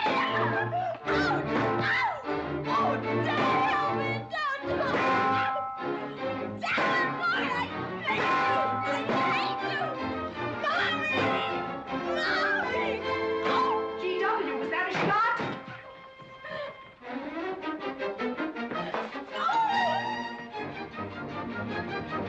Oh, Becky, what happened? He spanked me. You spanked my daughter? Dev. You mean you stood there while that brute beat our daughter? G.W., what's happened to you in the last 2 years? Part of valor, son. Oh, isn't it enough that you've always treated me like a squaw without subjecting dear, sweet Becky to this crude, vulgar way of Catherine, life? you women are always raising hell about one thing when it's something else you're really sore about. Oh. Don't you think it's about time you told me what put the burr under your saddle about me? I don't intend to stand here and hold a midnight conversation with an intoxicated man.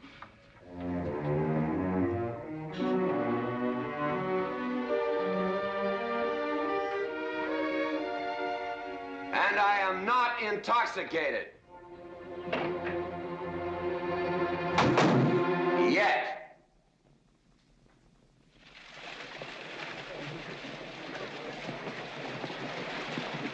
Hello, Governor! Hello, Governor!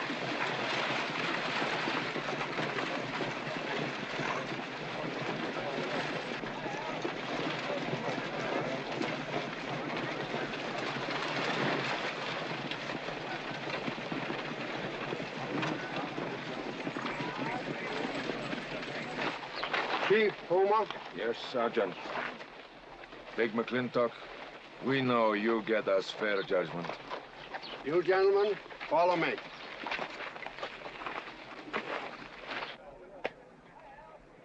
Well, Jake? GW?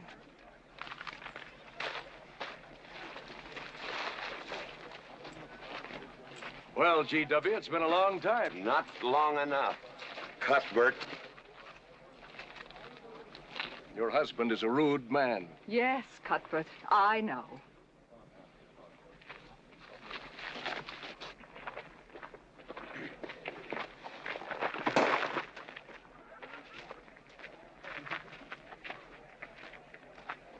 Where you want the Indians, Mr. McClintock? Mr. McClintock is not running this hearing. Sergeant, seat those Indians. Yes. Gentlemen, be seated. You know, the whole tribe here want to come into town. Proceed, Lieutenant. This hearing is now in session. Governor Cuthbert Humphreys presiding. Good luck, Daddy. Afraid it's a packed court. Government Edict number 826 has ordered that the Comanche Nation be transferred from their present reservation to Fort Sill. It is the government's claim, as filed by Indian Agent Agard, that these chiefs, after being released from prison by a kindly government, did then rouse and incite defiance among the tribe against said order.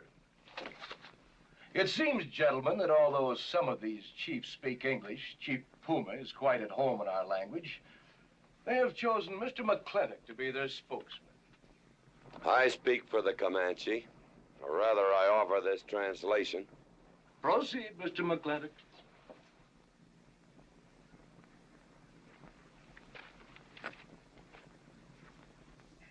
The Comanche say, we are an old people and a proud people. When the white man first came among us, we were as many as the grass is of the prairie. Now we are few, but we are still proud. For if a man loses pride in manhood, he is nothing. You tell us now that if we will let you send us away to this place called Fort Sill, you will feed us and care for us. Let us tell you this. It is a Comanche law that no chief ever eats unless first he sees that the pots are full of meat in the lodges of the widows and orphans. It is the Comanche way of life. This that the white man calls charity is a fine thing for widows and orphans, but no warrior can accept it. For if he does, he is no longer a man. And when he is no longer a man, he is nothing, and better off dead. You say to the Comanche, you are widows and orphans. You are not men.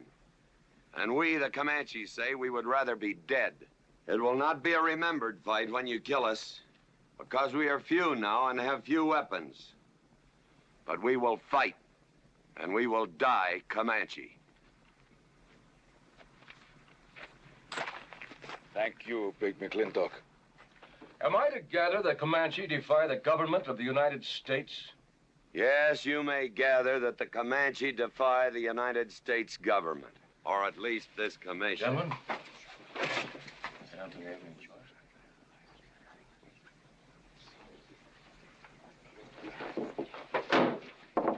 It is the order of this court that these chiefs be incarcerated until such time as the detachment of United States cavalry be made available to escort them and the Comanche Nation to Fort Sill. This court is adjourned. Oh, McClintock! You are important chief amongst these white people. Sway them. Have them give us few guns to make the fight worthwhile. Let us have one last remembered fight for end of Comanche. I almost wish I could arrange that, Puma. Ahalani cha. Ahalani cha. Sergeant? Yes. Good God. Carry on. Gentlemen.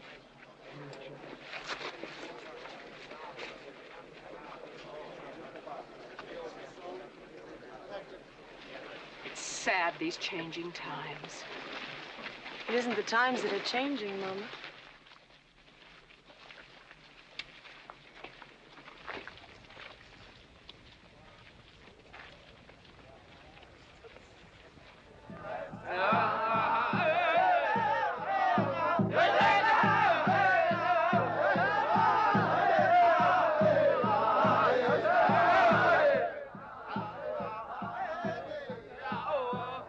Hi, GW. Hello, Lem.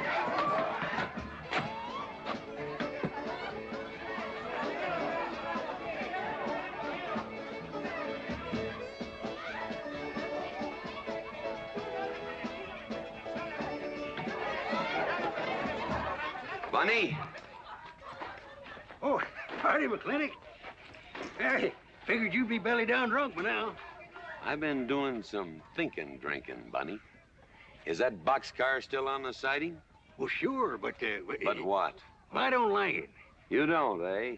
You figure if them Indians get out there and lead the cavalry on a wild goose chase, that great white father's going to get nosy. Get nosy, and he'll investigate. And when they find out how that side-saddle governor's been messing things up, they'll give those Indians a fair trial. That's live ammunition in that boxcar. You know what'll happen if them Indians get some guns in their hands? Somebody's going to get hurt. Is Puma's word good enough for you? Well, I don't... McClintock, you got yourself a partner. Leave me out of this. Hey, McClintock. Good night, Bunny. Good night, Governor. Governor.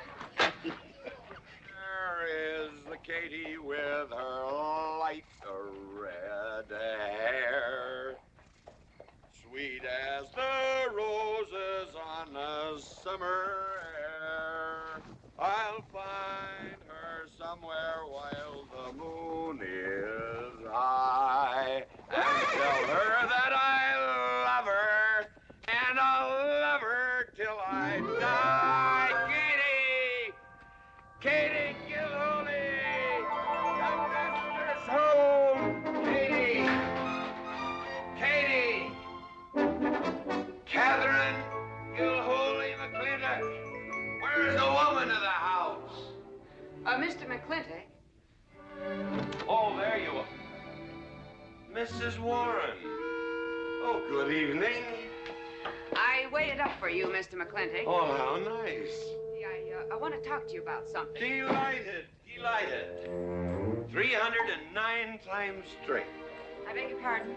309 times straight without a miss. Gotta be a record. I suppose so.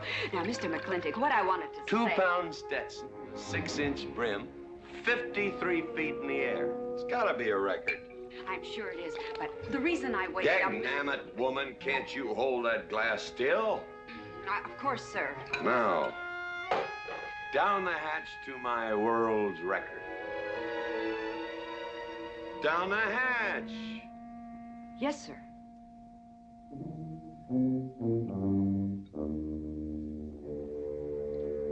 And now, to the governor of our territory. The governor of the territory, sir? Now, don't you stick up for him, Mrs. Warren. You're a fine woman, Mrs. Warren. But you'll certainly go down in my estimation if you stick up for Cuthbert H. Humphrey, governor of this territory. I don't mean to Down change... the hatch. Oh, yes, sir. Down the hatch. Cuthbert H. Humphrey, governor of our territory, is a cull. You know what a cull is, man? A cull is a specimen that is so worthless that you have to cut him out of the herd. Now, if all the people in the world were put in one herd, Cuthbert is the one I would throw my rope at. At whom I would throw my rope at. Natural-born cull. Another touch, ma'am? Oh, no, sir, no. Well, I don't mind if I do. Good. Can't walk on one leg. Oh, I didn't mean to be vulgar, ma'am. Can't walk one limb. It's all right. Sounds silly. Only a bird can walk on a limb. You know my wife? Her name's Kate. She insists on being called Catherine. Do you know her?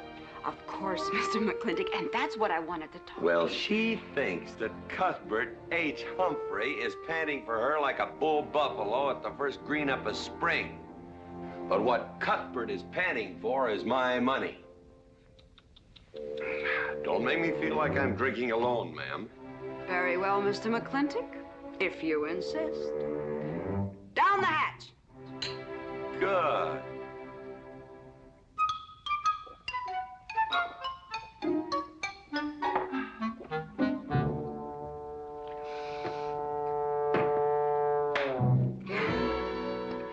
McClintock,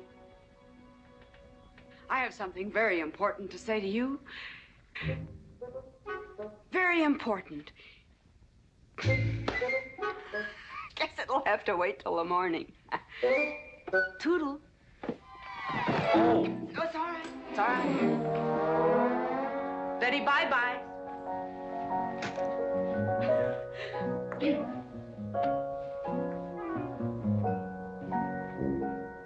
Whoops. Oh. Mrs. Warren. Let me assist you. Very kind.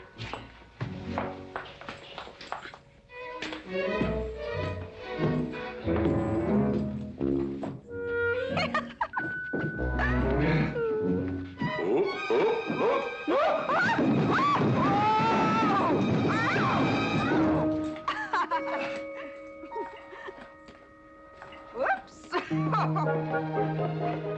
What's going on here? Now, Catherine, are you going to believe what you see or what I tell you? Mrs. McClintock, hope you won't misunderstand. It's the first 100 women sitting on his lap that I misunderstood. Number 101 is quite simple. Now, G.W. McClintock, I have some... He's gone to sleep. Just when I know exactly what I want to say to him, he goes to sleep. I waited up to talk to Mr. McClintock. I wanted to tell him I was quitting. You see, Sheriff Lord has asked me to marry him, and... Oh, congratulations. I don't want to seem prudish, but if you are going to marry Sheriff Lord, it seems to me that you're sitting on the wrong man's lap.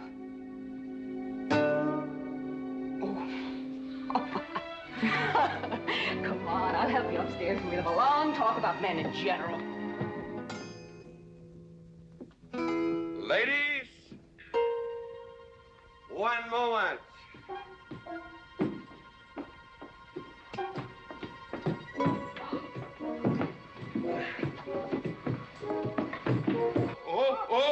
Watch out, you'll get us all killed. Oh.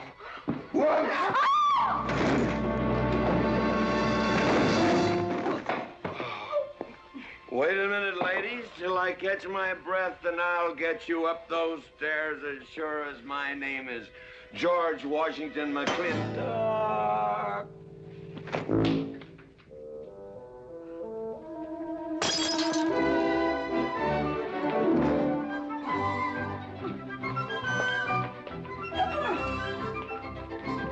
You may be quitting, Mrs. Wallace, Mrs. Ward, but not tomorrow. I want my breakfast in bed. I want to... I know, toast, lightly brown. Somebody sure put a knob on my skull. Here's Katie. Speaking. Katie, why? Mrs. Warren was there. Oh. And there you was there. Oh. And there that whiskey bottle was there. Oh. And Katie's temper being what Katie's temper is, well, there you are. Drago, old friend. Huh? My wife does not understand me. Why, she means different than any other man. Come on, I gotta get you upstairs. Get you ready for that big celebration tomorrow. What is it?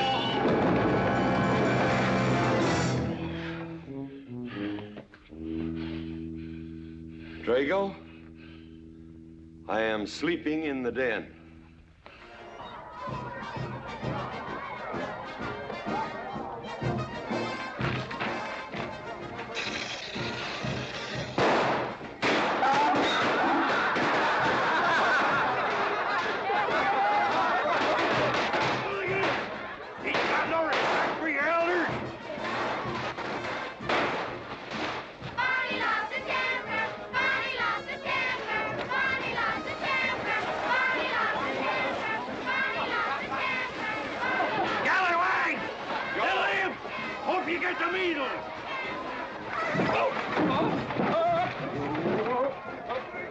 Come on, get him aboard.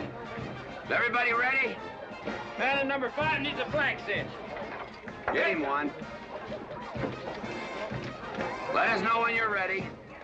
Ladies and gentlemen, it is my honor to present to you the governor of our territory, Cuthbert H. Humphreys. Thank you, Mayor. My friends and citizens of this great territory, this is the 9th consecutive year. It has been my privilege and my pleasure to inaugurate the McClintock 4th of July celebration. Now, the first event will be the wild horse race.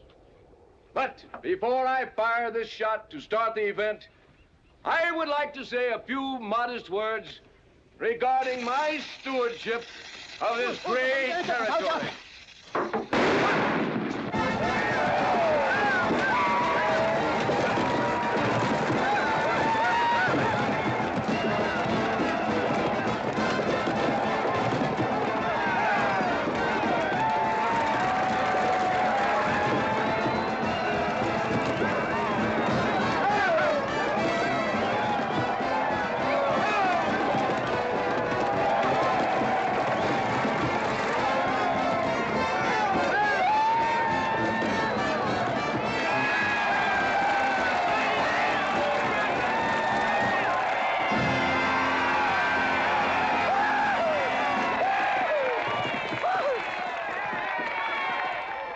Professor Birnbaum.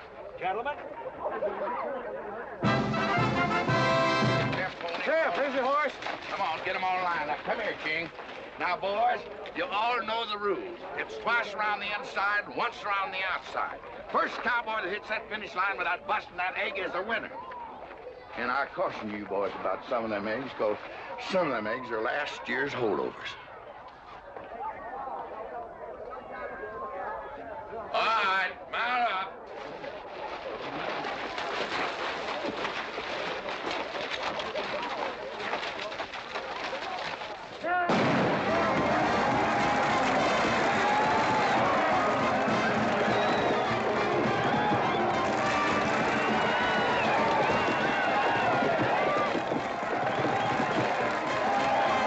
Catherine, my dear, you seem to be enjoying yourself. Oh, yes.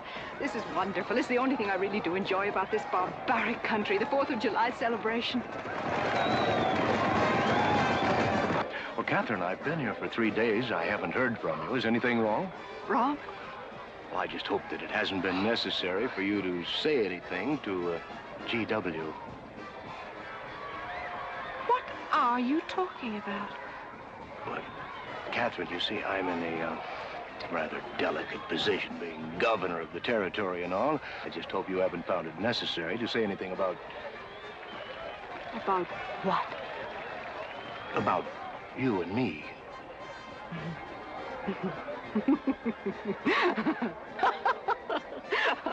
Why, you pompous windbag. Do you think that you're the only man who's ever tried to play patty fingers with me, who's ever tried to lure me into the moonlight? Well, no, but I... Well, I'm a big girl and I can take care of myself. My husband knows it. I can assure you, Governor, that your reputation is untarnished. Now get out of my way.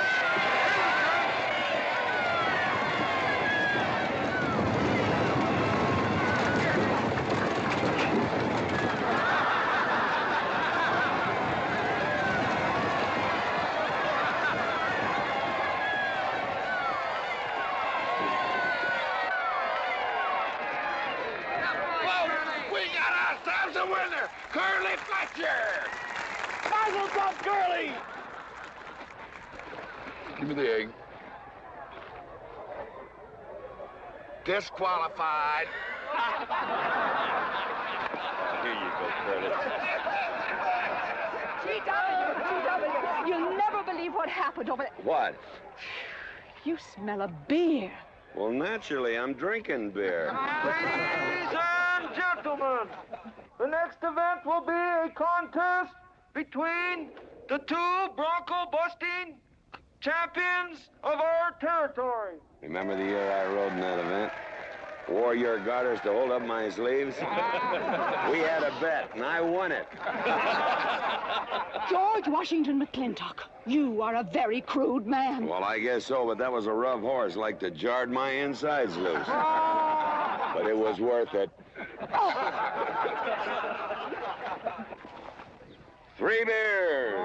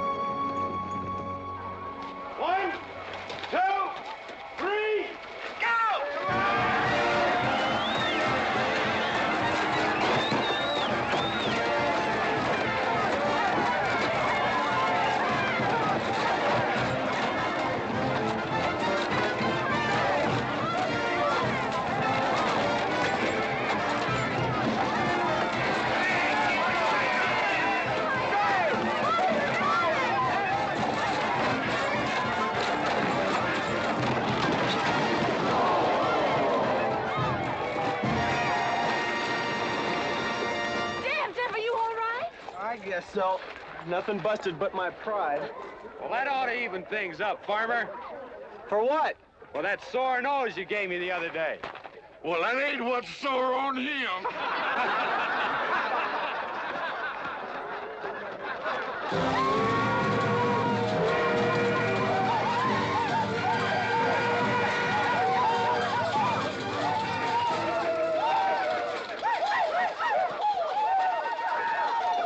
The closing event is the cow pony race. The finish line is at the barbecue. So start meandering. Come on. Now what is that, false courage? Why, you know a Douglas doesn't ever use a thing like that. I want you to get on that horse, get out in front, and stay out in front. I'll be out front, Dad. All the way. Good boy. Now remember, stay out in front. That Agamemnon's a good horse.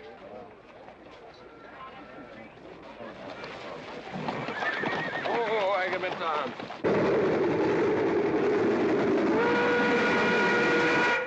1140 and she's on time. Oh, boy.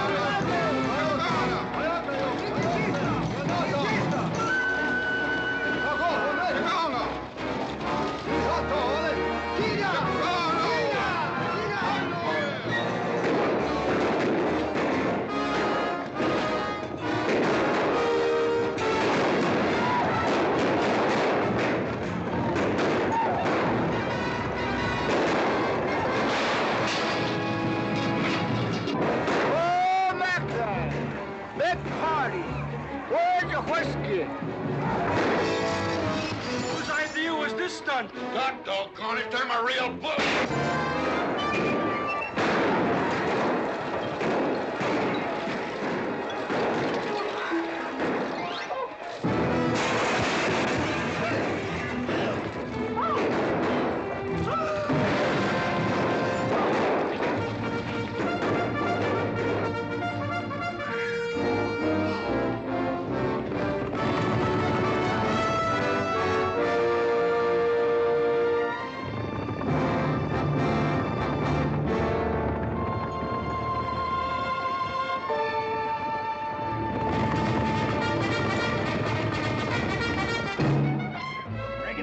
Excitement you'd want for one 4th of July, eh? Puma finally got his way, but I reckon he's riding out his last war party.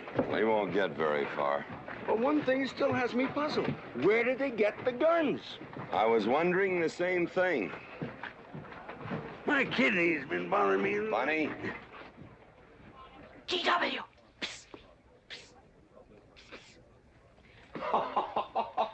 What an idiotic joke. Joke? Do you think that was a joke? Oh, shut up!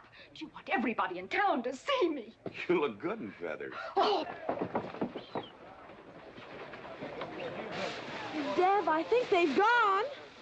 Yeah. What are you going to do about it? What can I do? Nothing. Just like you've always done.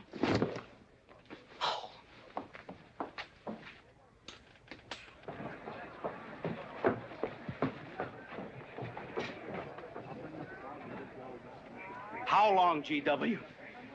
How long what? Cat. She's been riding herd on you for 2 years now. I'm a peaceable man.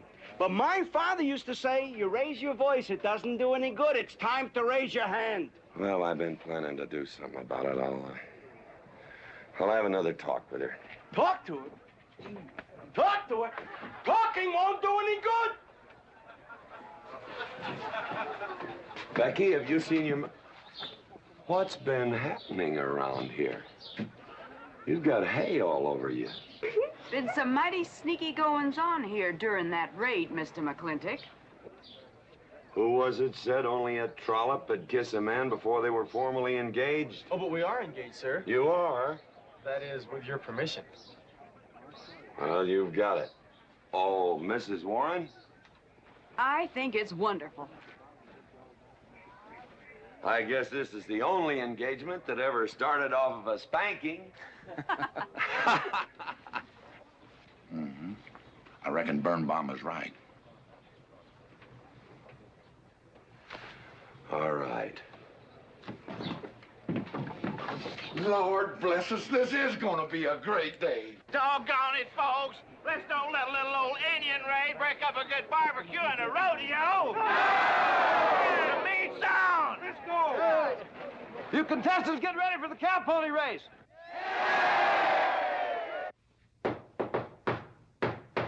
Who is it? It's me. Let me in. Not now. Are you insane? I want to talk to you. It'll have to wait. I've taken all I'm going to take from you. You are insane. You are going to tell me why you packed up, picked up, and walked out on me. 2 years ago, you remember, you came home from Denver with lipstick all over your...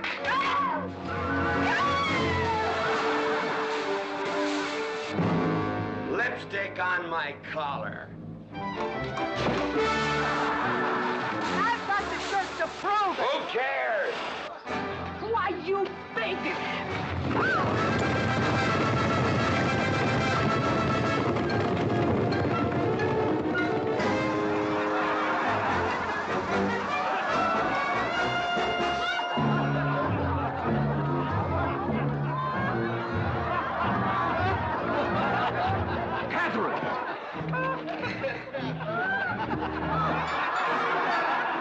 GW, you are a ruffian. Cuthbert, you are right.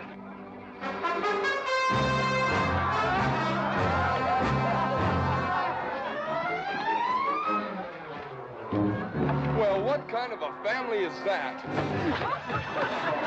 The best. And dangerous, Ron. Who won the race? Who cares, Agard?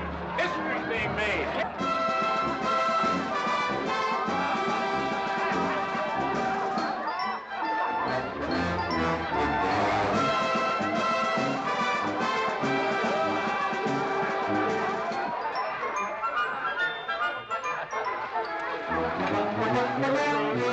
Yes, Rufus? I regret to inform you I've changed my mind about matrimony.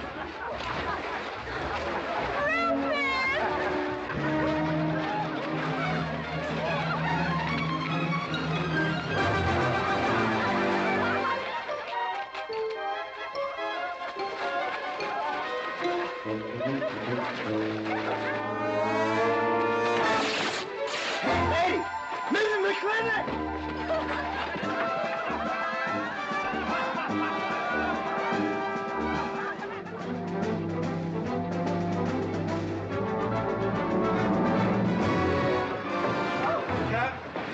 Catherine! Keep out of here. Everybody out!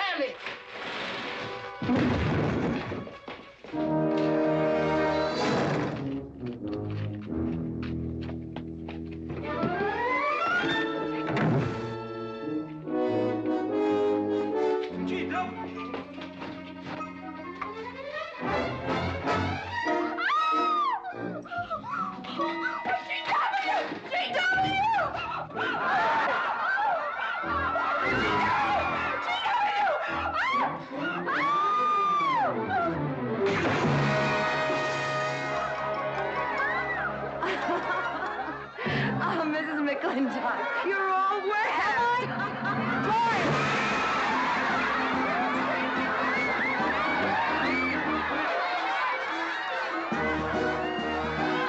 Wrong woman, G.W. Oh, pardon me.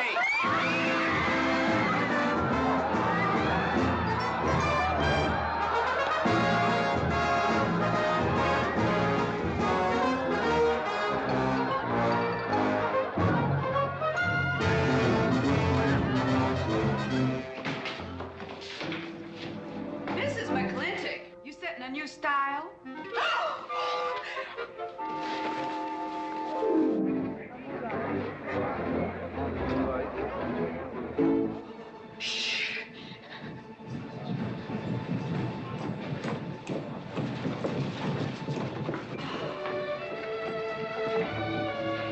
Mr. McClintock, in here!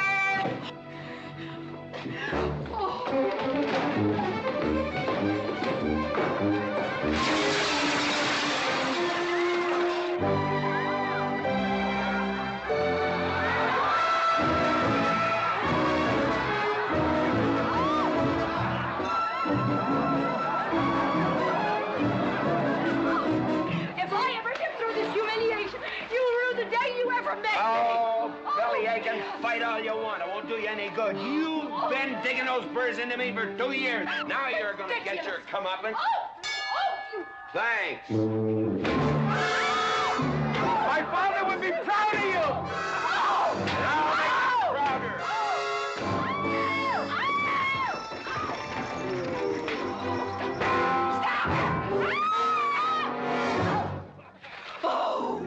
Keep it. You may need it. Now get your divorce. Home. Don't spare the horses. Home, you heard me. Don't think you're going to get rid of me that easy. Yeah.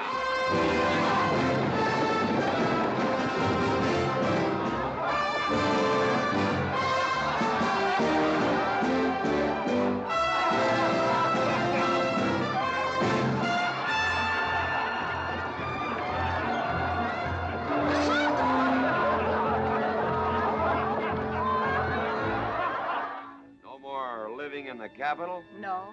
No more Newport in season? Nope. No more dancing at the governor's ball? No, GW. Happy days! 310 times without a miss. That's a record.